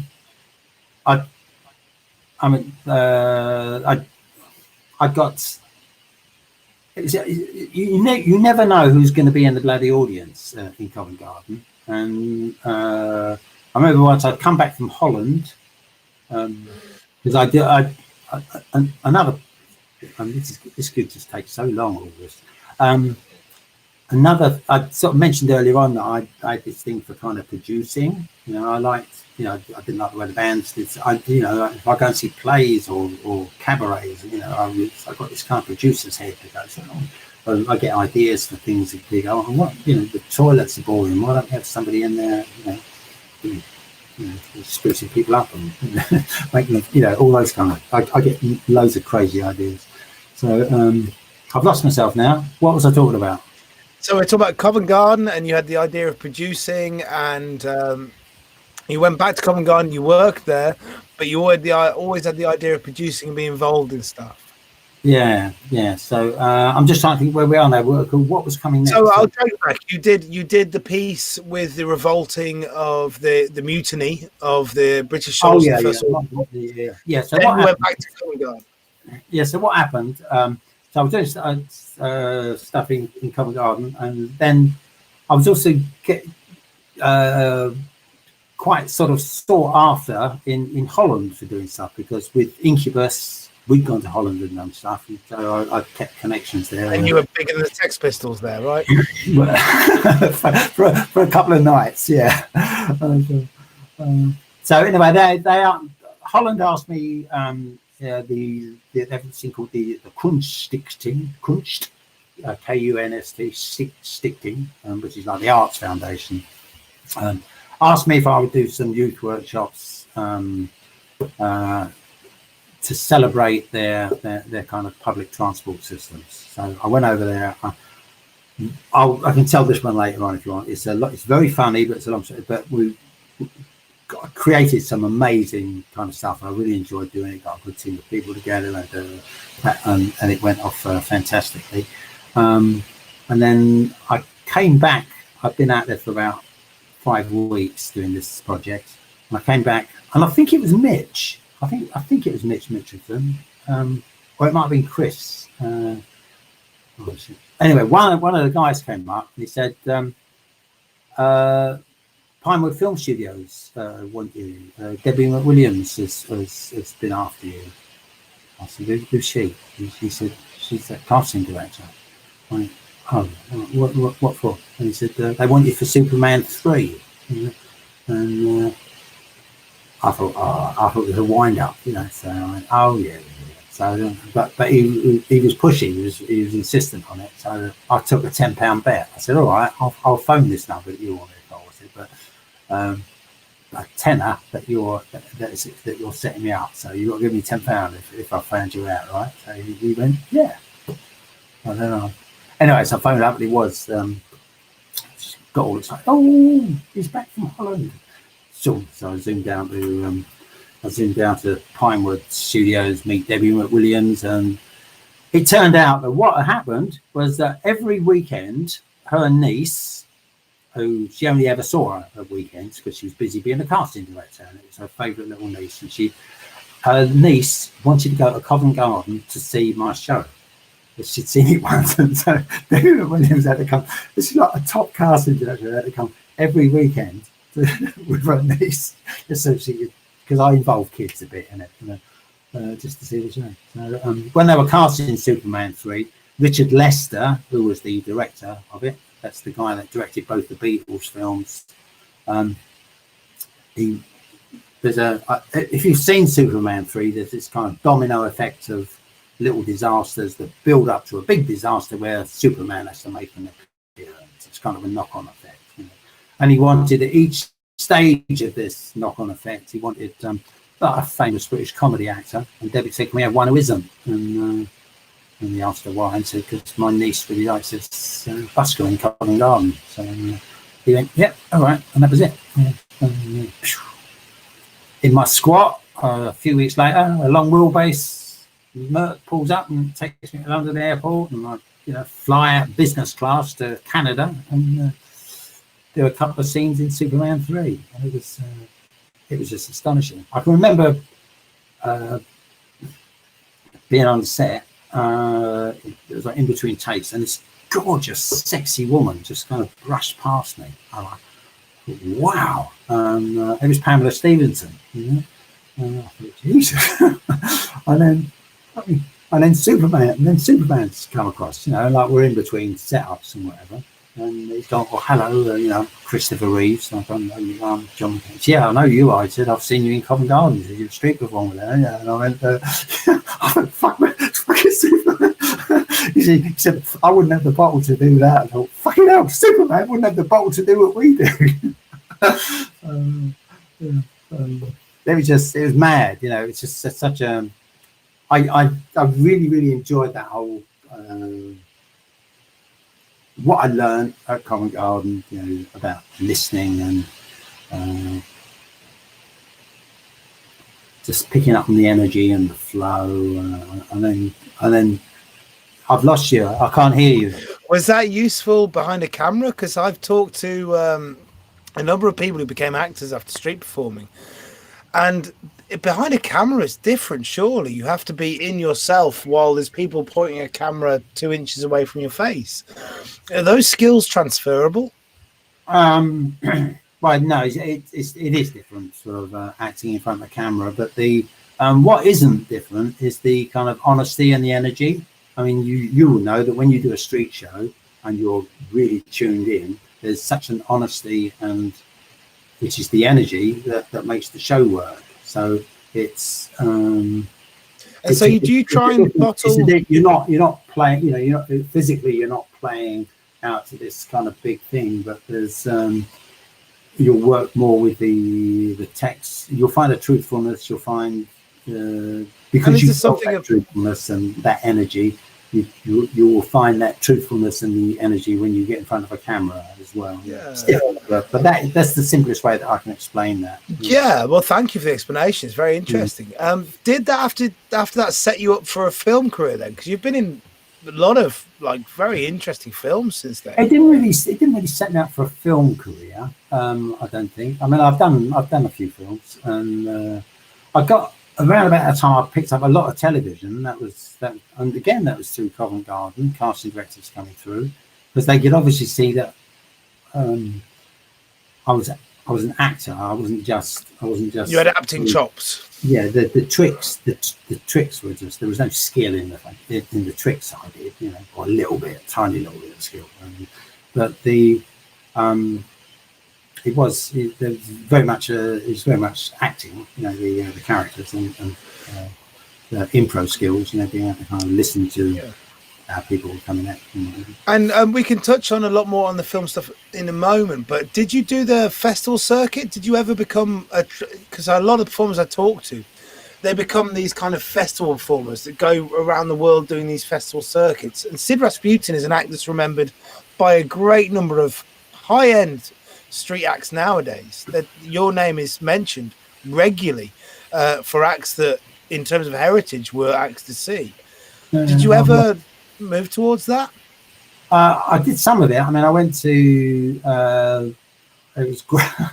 It was great fun doing. We went over to the Three Rivers Arts Festival. I think Mitch went out on that as well, didn't he? Were they original Mitch at this time then? I can't remember. No, I think he went out on his own. Was it Mitch? I thought it was Mitch who went out there. What was it like for you personally? And Randolph the Remarkable went out as well. Philip Herbert, he went out there. But Pittsburgh was fucking brilliant. You know, the Three Rivers Arts Festival. That was just such a joy performing there, because I think there's a thing about industrial towns where there is such a warmth in the people, industrial warmth, right? You know, like if you go to Middlesbrough or Leeds or Sheffield or Newcastle or Pittsburgh, you know, they're strong people, but they're very welcoming. You know, you can go to a pub and just have a conversation dead easy. It's not that, you know, you just start talking to strangers in London. It's kind of but so I would call it industrial warmth, and Pittsburgh was like that. So to me, it was like Middlesbrough, where I spent a fair bit of my childhood. You know. Well, I get it. I feel sometimes if you talk to people in London you don't know, it's feel like you might as well got your penis out and pissed on the children. Whereas if you go to a northern town and you talk to people, they'll be very welcoming to you, and they'll be warm with you. There's an earnestness. There's a lack of facade. You know. So so Pittsburgh, I did Pittsburgh, and it went down. It was great doing it, but what I think, I mean, you must feel this. I think all street performers kind of get this. When you really kind of get into the flow and the groove of doing stuff, just nice things happen, don't they? It's just kind of, how do these things happen? You know, they're just this good luck. But have you seen this in a show? Have you seen people before where something unexpected will happen and they'll try and crush it because they have a script and they have something they're trying to work to? And if something unexpected happens, it ruins their script. And so what they'll do is they'll try and destroy it as quickly as possible so they can get back on the script. Well, that's just nervousness, isn't it? That's just, I mean, that's just this fear and nervousness would make somebody do that. Or perhaps it's the lack of will to experiment. You know, some people I know are incredibly confident and capable when they're in the remit of their known script. But as soon as something unexpected happens, what they think is, hang on a minute, I'm watching pounds a second deduct off my expected hat that I'm going to get. You know, and that's not the way I work. It's not the way to do a show, is it? You know, thinking about the hat. If you're thinking about the hat, you won't get it. You know, it's you have to work with your interior and the interiors. What you do is you connect with the interiors. Your interior connects with the interior of everybody else, and then when that invisible bond that happens is where it is. But the kind of the good luck thing that I'm talking about is, you know, once you kind of do that for one, just other things present themselves to you. I think, you know, you're like out in Pittsburgh. I remember I did a show and this guy with a big kind of bushy beard who came out afterwards. Hey, I really liked your show. Are you going fancy a beer? I went, yeah. So I'll go and have a beer with him, and he was asking me all about, you know, street performance and stuff. So I said, well, what do you do? And he said, I'm in education. And I said, oh, really? What are you a teacher? He said, yeah, you could say that. You know, I don't know, what would you say? So he said, well, I said, I'm at Pittsburgh University. He said, I'm a professor of molecular biology. You know, and I said, he said, but I'm also in a band. You know, see, with my younger brother. You know, my younger brother's got a master's degree in political science. You know, so he's professor of molecular biology, and the guy, his brother's got this degree in political science. And he said, we'll play later on. And you want to go and see it? So I go and see it, and they're a really good band. You know, they're so inventive and they're so funny. You know, they write a lot of the right. They do standards, but they've written some of their own songs, and they're very, very, very funny. And they became like kind of brothers to me. And it was, I remember Jim. That's the professor. He said, hey, you should come further out. He said, there's a bar. He said, up in there where the steel works, because Pittsburgh is a big steel and coal, or was a big steel and coal town, not so much now. But so this was up in the steel district, and he said, because the guy there, he says, who runs the bar, he said, he's a real Anglophile. He said, it looks like an English pub inside, all these things hanging from the roof, bowler hats and umbrellas. And he said, we never get any English people here. He said, he'd love it if you went. So I go up there. And it's like an English amusement park kind of thing. Yeah. I go in there. And he said, this is John, he's from London. He's one of the performers. He said, oh, hi, John. Pleased to meet you. What's your favorite English beer? He said, we've got all kinds of beers here. We've got English beers. I said, I said, you wouldn't have my favorite English beer here. I said, but what you got? You know, said, no. He said, what's your favorite English beer? I said, well, it comes from a little brewery. I said, it's up in Cumberland. It's up, you know, you couldn't get it in London. There was one pub in London I could get it. You know? And he said, no, what is it? And I said, it's called Theakston's Old Peculiar. I got it. He said, I haven't got it on draft, he said, but I got it in bottles. You know, so Jim, you know, the professor, he tries it, and then his brother Mark turns up, and he tries it, and they love it. They like fall in love with Theakston's Old Peculiar. Cut a long story short, because this evening will go on forever. I got invited back to Pittsburgh to work with the band and to put on cabaret. So I put the producer in me, did these enormous cabarets over in Pittsburgh with really stupid acts, and we made films and all kinds of stuff. So is this a thing of be open to talk with random people who chat with you after a gig because they might give you lots of work after? No, there was no ulterior motive. Just that I thought I don't think that, but you said if you're open to these things, they come to you. And so if somebody after a gig, sometimes people get this sense of superiority where people talk to them after a gig and go, yes, yeah. But if you're warm with people, who knows what would happen? I think if you've done I find it really strange that I think if you've been out there for 35, 40 minutes, all right, and all the energy is flowing, you know, between you and the audience and everything else. I don't know how you can come off and be mean. It's that you couldn't do that. That thing wouldn't exist, would it? You know, where you're all in it. You're all having this wonderful thing that's happening. You don't sort of suddenly come off and go. I still think it's an interesting and valuable piece of advice for younger people to say, don't become introverted after a show. Be open to possibilities that's around you without, you don't have to be seedy about it, and you have to be networky about it to just be happy to chat with people. I think if I'm, giving advice, I'd probably just say, just let that energy that you come off the show with, let it go in its own time. Sometimes it will stay with you for 3 or 4 hours, 5 hours. You might wake up the next day, you might still be feeling lovely with it. Don't. When that happens, it's a real gift. It's a spiritual thing, isn't it? You're uplifted. The crowd's all uplifted. You're all.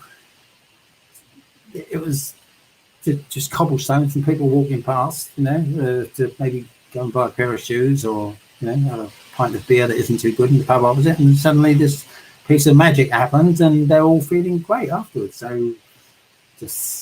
So, Jon, I'm right in thinking you don't do a street show anymore. I've not seen you on the cobbles in my performing lifetime. When did it come the time where you decided not to do street shows anymore?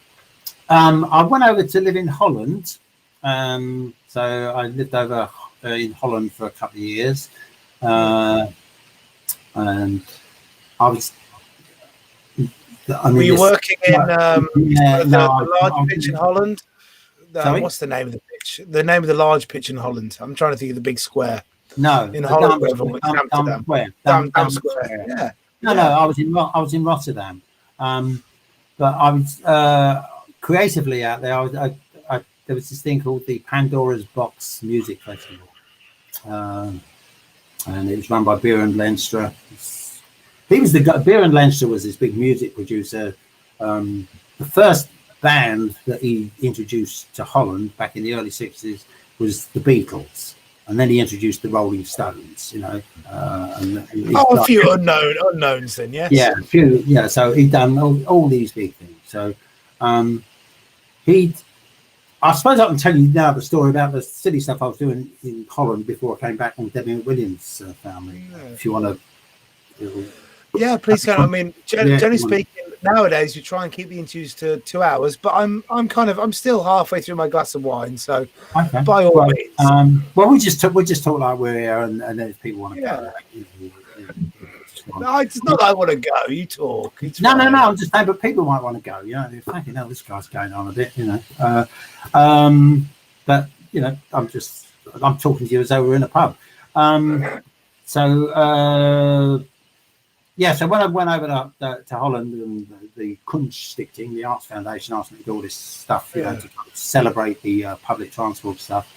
The way because of the I work a lot from intuition, and I just knew that this kind of energy that is shared between people can work really, really well. So I've got a bunch of about, I don't know, 15, 20 people, young people, they're 17, 18, 19, like that. And brief, celebrate the public transport. Oh, right, okay. So I thought, well, first of all, we've got to maybe kind of get them used to doing just being different out in the street. So I actually called on that kind of East 15 thing that I told you about earlier on, where you go out in the street and you walk different and you talk different, and you'll feel fraudulent. So we just did that. First of all, we went out and we sort of walked. And that worked really funny. And then did this thing where, okay, let's work with surrealism. Just name different types of people that you might see. And so the whole group comes up with names, and there were nuns in there, and busking back to the. So anyway, and then. Right, habits that people have. I suppose I said that because nuns have habits, don't they? It's just smoking. So anyhow, we this is what we ended up with, and this is all kind of there. I'm getting them to kind of put ideas in, and then I'm kind of just matching one really odd thing with another odd thing, and going, let's see what we can do with that. And it ended up we had Russian spies were involved and everything else. So we had these guys that were kind of looked very seedy, had their overcoats on, and they were reading newspapers, like Russian spies. And they'd be away from the town centre and then move in incrementally. So you might, as you walked along, you might just see one person that looked a little bit suspicious, and then when you went around the corner, you saw someone else that was actually in another doorway holding the paper exactly the same way. So we like human beings like patterns. We like to form patterns, so you'd notice it. And gradually, over the period of about an hour, they're getting closer and closer to the sort of centre. In another part of the town, I had these nuns, okay, and they were sitting outside a cafe. One of them, just one, first of all. She sits outside a cafe, and she orders a beer, and you can see the other people are sitting there. That's a bit odd, And nuns ordered a beer, and then a little while later, another nun comes and sits down nearby, and she lights up a cigarette, And so what the fuck is it? It's really minimal stuff, They're kind of doing that, and then. Some of these people may have seen these as in other parts of town looking over these newspapers, so there's a thing, something weird is going on. Anyway, to cut a long story short, what happened was we then ended up in the cafe scene with a butler coming in and taking off their shoes, and the nuns got by this time we've got 4 nuns, and there's these huge long skis, so it's like it's a ski that takes 4 nuns, and the 4 nuns get on the skis, and start walking about, and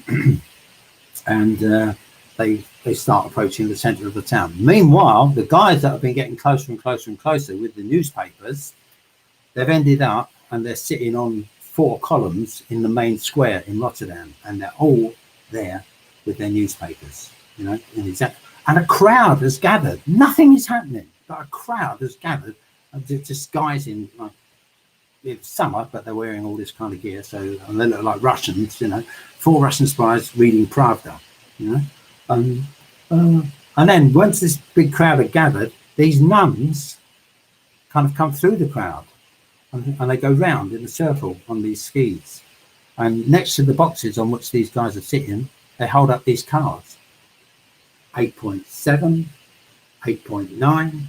9.2. So that was just an exercise for them to do, but they ended up with a huge crowd, and they got like tremendous kind of a round of applause for it. And we did. And it's a beautiful big absurdity going on with this, right? So we did. So we then did another 3 or 4 absurdities, and the whole town, the city, really loved it. The guy from Beer and Lenstra, this big music producer, he heard about it, and he asked me to go and meet with him, and he said, I have this big music festival coming up. You keep going, brother. I'm moving back in 2 seconds, okay? All right. So yeah, so pretty much I've got this big music festival coming up. It's called the Pandora's Box Festival. He said, and we want some. I've heard about the things you've been doing from my cousin, I think, who worked for the Kunststiftung, the Arts Foundation.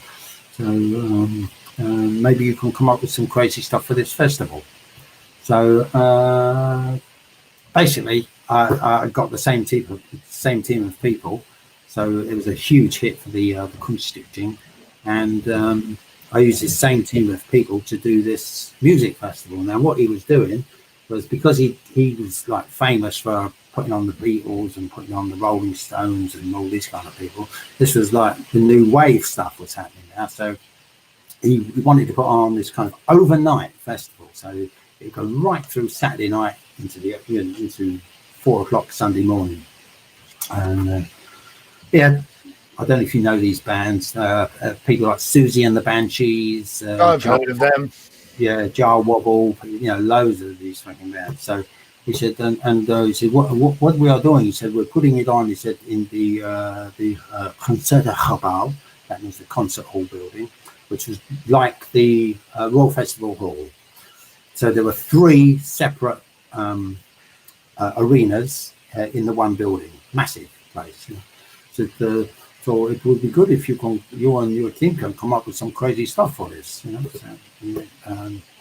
Right, yeah, okay. So we had, we did loads of impros, and sort of we come up with about 50 different ideas for things that we could do. And so when you say you did improvs with your group, you workshopped basically. When you say improvs, we workshop. Yeah, we workshop. Yeah. Just brainstorming, coming up with really good ideas, and so because it was kind of they were like garage bands, if you like. That was how they were kind of selling it in Holland. The word garage was used a lot.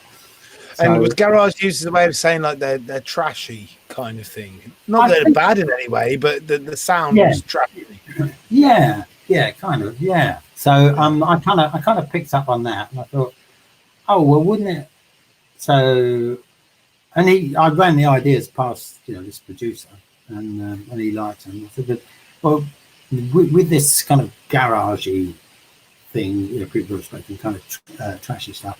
Wouldn't it be really nice if we made like a huge fuss of everybody and played them like really, treat them really beautifully? And he said that's kind of intuitive. I like that. Yeah. So anyway, so the whole these are not all my ideas. We've got the whole team together. Once we got them working in that way, some lovely stuff came out. When people arrived at the Concertgebouw, it was locked. They couldn't get in, and all the windows were whitewashed. All right, so they couldn't even see what was going on inside, and the place was locked. And they're coming for this Susie and the Banshees, Jar Wobble, all these different bands, and then they were redirected. Actually, I redirected them. I had a suit on, sending on works. And they went down into the underground car park, garage, into the underground car park, and then they came up. They had to come up through these narrow stairs into the main kind of hallway. And as they came up into the main hallway, we had a Hare Krishna band playing. So, and all the windows were whitewashed. So this is very strange. And then there were security people there, but we had, the security guards had, some of them had love bites, and others had beauty spots, and some had love bites and beauty spots.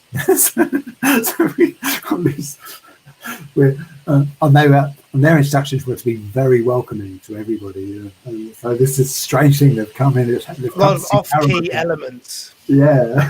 So And then as they're gradually kind of filling in, what's happening is then on the outside, we've got these artists, fine artists, and they're doing cartoons in the whitewash that's on the window. And some of them are really, really funny. And so it starts off, on the sides of the buildings, and each window is getting done, and it comes down. So over a course of 3 or 4 hours, there's all this wonderful kind of fine art and comedy stuff going on. In amongst that, we had all kinds of little practical things, like somebody would be walking along and they'd accidentally drop a 25 guilder note. Somebody would pick it up to give it back to them. They'd look at them as though they're odd, and the person who's standing there wondering what to do with a 25 guilder note. I know that in Holland, a lot of people on these big music festivals, they sometimes miss out on a lot of good stuff later on because they've done too much blow or whatever. So this is my idea. I thought it'd be good to get some vitamin C inside them. So we had guys that in the football matches in Holland, in the half time, you get people that they've got these big rattles and they've got these big trays in front of them, and they're giving out oranges to the crowd. So I had people kind of doing that, but what I've done was, do you know that magic trick where you can give someone an orange, it's completely untampered, and you peel it and there's like a £5 note inside? It's a classic finale to magic shows on the street nowadays. Yeah. So I had that. And so what happened was that occasionally people would be feeling orange. They'd find like a 25 guilder note. They'd go, hey, hot for bomber, Jesus. So then everybody was after orange. So everybody was eating oranges, so that was all good. And that's a beautiful little way to induce behaviour. Yeah, and then in the public toilets, and I got this. This is a direct lift from Covent Garden, and I theatricalised it. In the toilets in Covent Garden, which is where I used to get changed into the wetsuit, there were these two guys that ran the toilets, and to try and get they were ex-army guys, and to try and get tips, they'd polish the sinks and give you a little bit of something, or give you a towel to dry your hands on, so you give you 10 pence or whatever. I thought, and they had music playing down in that downstairs loo, so you go down. Did they work for the council? Did they work for the council? Yeah, they worked for the council, but it's just their own initiative. There were two ex-army guys, old guys, and so I thought, let's do that, So, but let's put a live band in one of the cubicles. So people kind of went down and. If you went in to have if you used a cubicle, there'd be a little sign on the inside that said these premises are protected by private cameras that are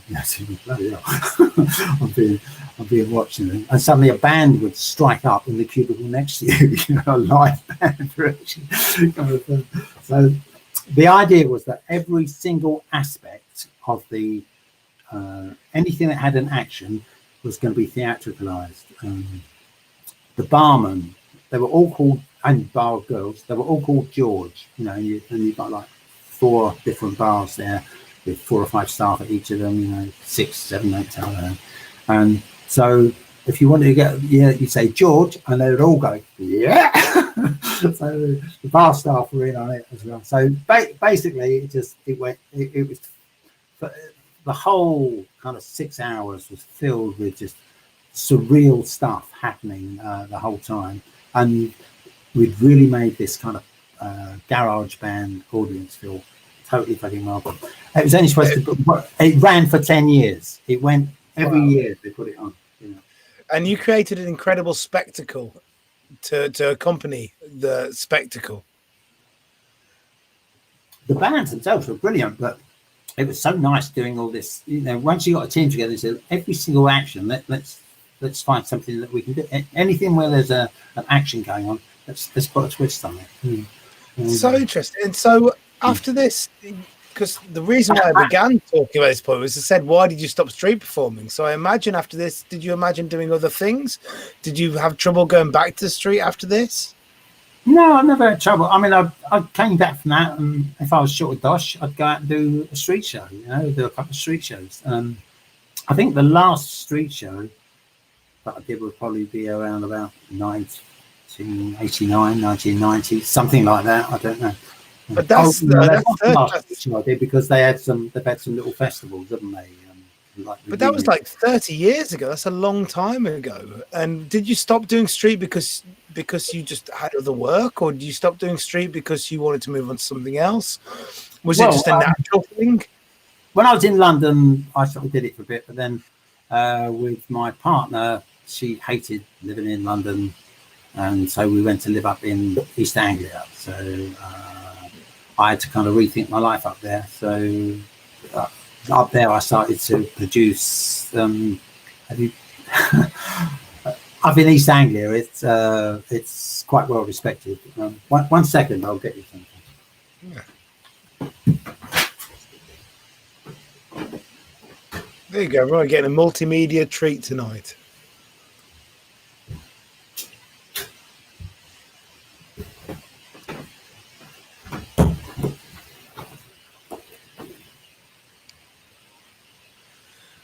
The big bungalow, you have to hold a tiny bit away from the screen, tiny bit more further back. The big bungalow cabaret. No, Bungay. The big Bungay. The big Bungay cabaret, sorry. Yeah, the big Bungay cabaret, yeah. And so you became a promoter, so to speak. Producer, I would say, yeah. The big, if you look at that, hang on, where is it? That's Randolph the Remarkable from Covent Garden. Yeah. Okay. This is all in reverse. That guy's from Pittsburgh. That's the guy from Pittsburgh I was talking to you about. Oh, the lecturer. Not the professor. That's his brother. That's the one that was in the band. I don't know if I've got his brother. It's because it's in reverse. It's very awkward to do. I can empathise. Yeah. Anyway, these they're from Pittsburgh. Those two girls, and Les Bubb was in this as well. Do you know Les Bubb? Excellent. Yeah, I hope to have Les on soon. We've been talking a little bit about getting him on the show at some point soon, hopefully. Les was my favourite. He's the act that I enjoyed the most in Covent Garden was Les Bubb. I just thought he was a genius. So anyway, the Big Bungay Cabaret. There's a lot of Covent Garden involved in it. But, so you as a producer, you went to produce for a time. I produced, yeah.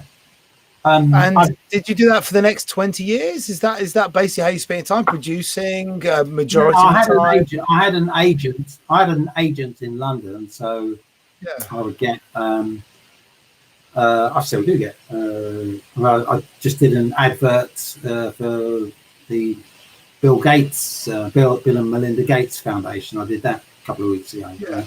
And so you're making you've made a living for 30 years as a producer and as an actor. But where was the living majority come from? Was it coming from being a producer, or was it coming from being an actor, or was it a mixture of the two? I probably earned. I didn't actually earn much as a producer because my passion for it was that I wanted to put on really good stuff, and so but I never had the budget. But I got them on anyway, so I got a tremendous sense of fulfillment from. I mean, the Big Bungay cabarets, they are still going on. You know, in fact, people from Pittsburgh were still coming over after I left and came back down. So you managed to create. I passed it over to Fromberg. I said, just give me a bell before you're coming over. I'll get some acts sorted out for you. You just take care of, make sure everybody gets paid and and so the Big Bungay cabarets. I don't know if there's been one. Because of the lockdown. Yeah. So bring the interview to a close, because I have tried to make the interviews nowadays. I know when we did the interview before, it was a lot more looser, but we've tried to make it to 2 hours, and I don't mind going longer because what you said is so interesting. I've been fascinated. John, I've had such a pleasure chatting about a lot of stuff, but I'm going to try and tie it together at the end now. And so you've been in recent Hollywood productions, and one of the ones that I watched I enjoyed the most was the Krays. And so I want to talk a little bit just at the end about being in the original Krays movie with the Kemps, being in the contemporary one with Tom Hardy, and being the experience of, even to this day, being in Hollywood pieces, what that's like for you as a long time actor. I mean, part of me is a fan, you know, because I used to go to Saturday morning pictures, and I just feel so privileged that I've worked with like amazing people like Alison Steadman. I was in a West End play with her, and I had the lead, and she was my wife, you know, and I was on stage more than she was. It's kind of I'd never imagined that, you know. And I've kind of worked with loads of very famous people, and just they're ordinary people. When you work with them, they're just, you know, they're ordinary, but they work. They work with more of themselves, you know. Yeah, it's a job, right? And they're normal people doing a job. It's just their job is a high exposure job, right? Yeah. But yeah, the films. So what film were you interested in? Well, I only picked up the two Krays films because they're things that particularly I touched upon when I was researching and looking at. But I'm very interested in talking about it over. I mean, the thing is, I could sit here and talk to you for the next 4 hours. Yeah. But I have a guy who produces. You know, Melvin Altwag. He helps produce the videos. Yeah. And he waves my finger at me when it's over 2 hours. He gets very annoyed. Very annoyed with me about it. Yeah, so the first one that was with the Kemp twins. It was an American director on that. I remember going for the audition, and I think what probably helped was the fact that I knew the Kray twins, you know, and from when I was boxing. My first performance in Covent Garden was actually as a boxer in 1966. It was the tercentenary celebration of Covent Garden, like 300 years old, and Henry Cooper was the guest of honor and giving out a prize for the best boxer of the tournament, and I fucking won it. I won it. Got the trophy from Henry Cooper in 1966. So there you go.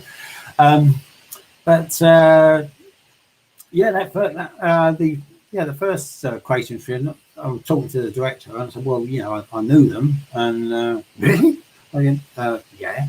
You know, I was the champion of East London. You know, if you won the North East Dibbs, it means nothing to you at all.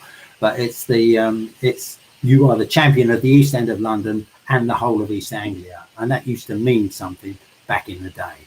If you'd won the North East, because the Krays never won that when they were boxing, and neither did Tony Lambriano, who became a good friend of mine. He was their number one henchman. So I knew them. Basically, I knew them through boxing. And so you were treated with some amount of reverence on the set because of this. Treating them with reverence. You were treated with a certain amount of reverence on the set because you knew the Krays personally from your boxing. I think what it was that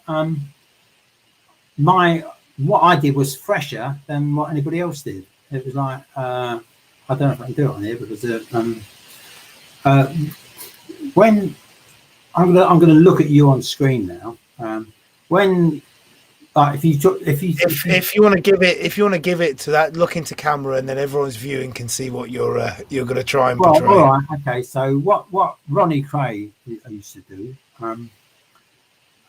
when he spoke to you, he would look at your. If he was here, you were there. He would look at your left eye. He'd just look at your left eye when he spoke to you. So he'd go. But I'll give you a bit of dialogue. This is real dialogue. I was boxing on the Repton Boxing Club show, which is the club that the Krays, you know, were kind of an honorary guest of. And I beat a Repton Club boxer, you know. Now, usually you'd have to fucking knock them out just to get a draw, you know, because it was so biased. Anyway, I beat this guy. I boxed rings. I boxed his ear holes off.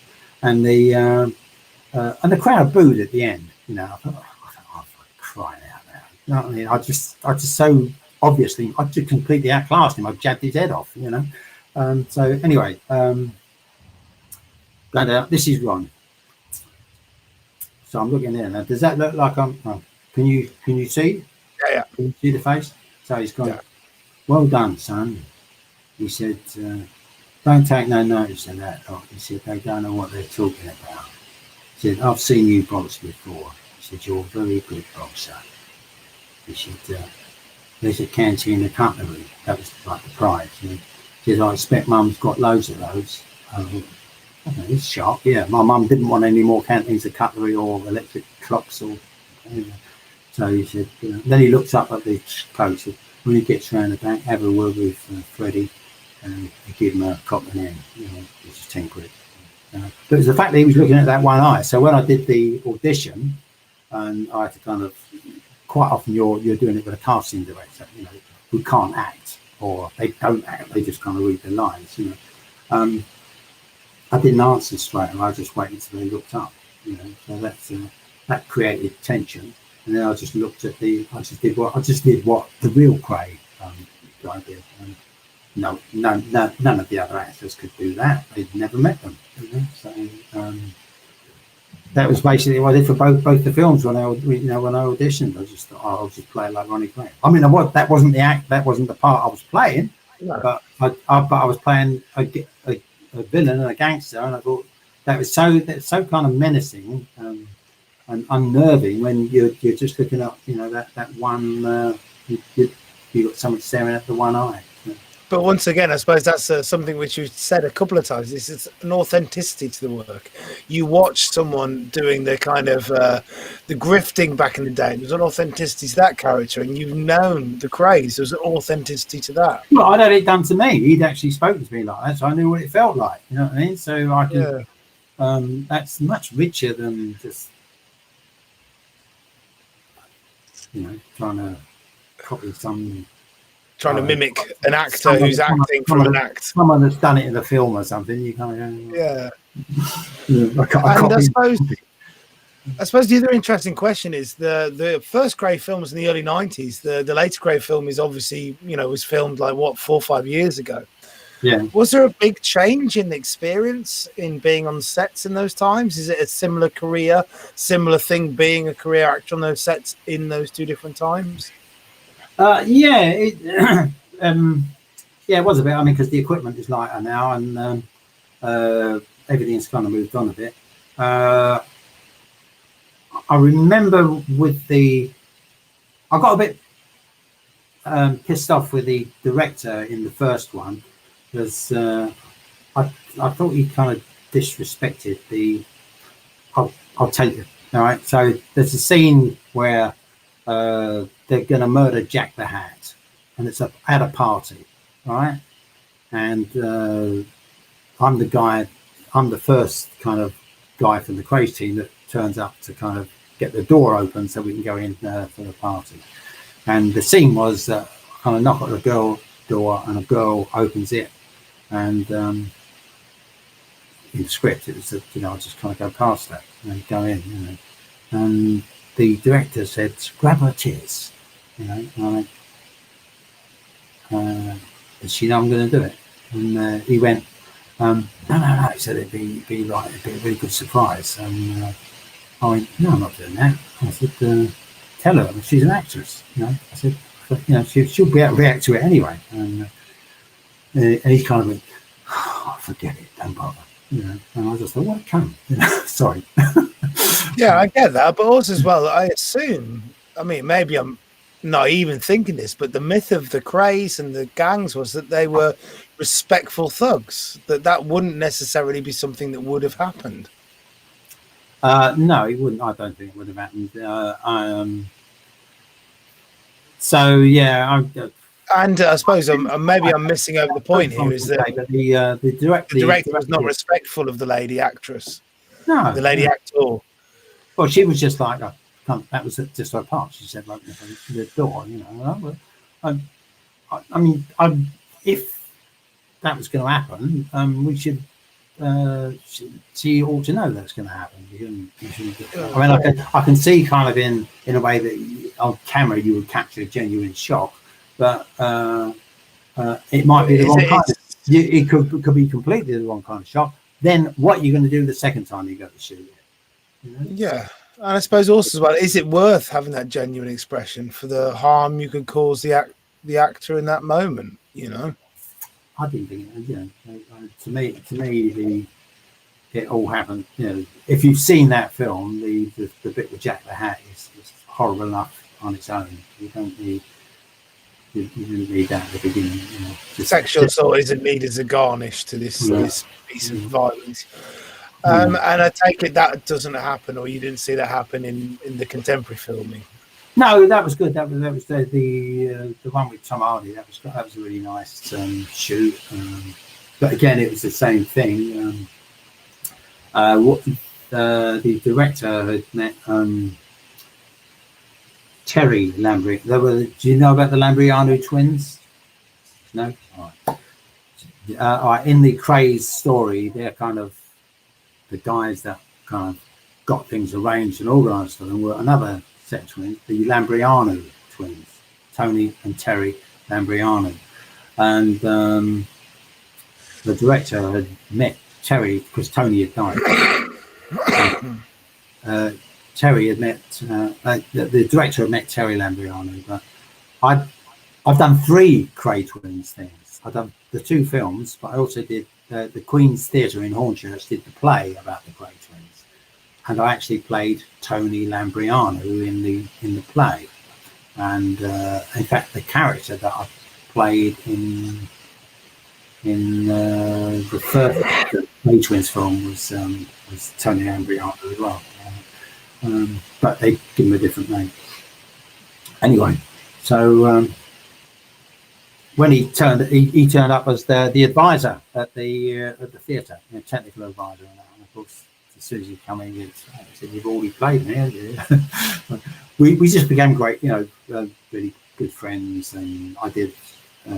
He was working with some of these schools that were dealing with kids that had criminal records already, so he said, "Would you go in and do some workshops with them?" So I went along with Tony. They're all pleased to meet the gangster, and then I did the drama workshops, and it was very successful. So I knew him well, so I know what they're like as people, and it's very understated. A lot of it's very understated. You probably know this yourself. If there's a threat, it's you have to give him a slap. A slap. It's not a slap. I can't hear you. You've gone dead. Bugger. So they're not comic book villains that showboat. No. They're not super villains. They're just operators. So to speak. Tony. I don't know what Tony Lambriano did. I think the Krays probably did some pretty horrible stuff, but on the level that I was kind of meeting him, I thought, he's like this time he was, people rebuild themselves, by this time he really wanted kids to have a good start in life, and so he was working a lot with youth clubs, and so I really. At the time he seemed like a decent bloke, even if he had cut people's fingers off in the history, and been involved in horror. Mm-hmm. And Terry came along to the play as well, so I met Terry. But the director of the one with Tom Hardy, he'd met Terry, and the fact I did, I could do it. I can be those kind of people, if I have to. Yeah. And so, just to finish off, because we're hitting 3 hours now, and I've had a lot of fun chatting. Usually they go for 2 hours, and I feel very bad for the interviewees over the last few months who have cut dead at 2 hours, and we haven't done that day because I had so much fun chatting. Just a last message for people who want to go into street theatre, want to go into acting, want to go into performance. The message you want to give them. The message would be what's inside you is really important, and you need to get in touch with that, and that act of getting in touch with the let's just call it a spiritual energy inside you is also in the people that you're playing to, and the thing is to connect that. And if you connect those two things together, it's magic, and there's not a better. Well, for me, I can't think of anything better than that. You know, when your magic connects with their magic. You know. What a wonderful way to end a wonderful interview. Jon, it's been an absolute pleasure listening to you. Everyone has been watching. Thank you for watching. Thank you for listening. If you can, subscribe if you're on YouTube. If you're on Facebook, join the Facebook group. If you can support us through Patreon, it'd be great. It's a very long and costly process to create interviews. From me, I say goodbye. Jon? Goodbye. So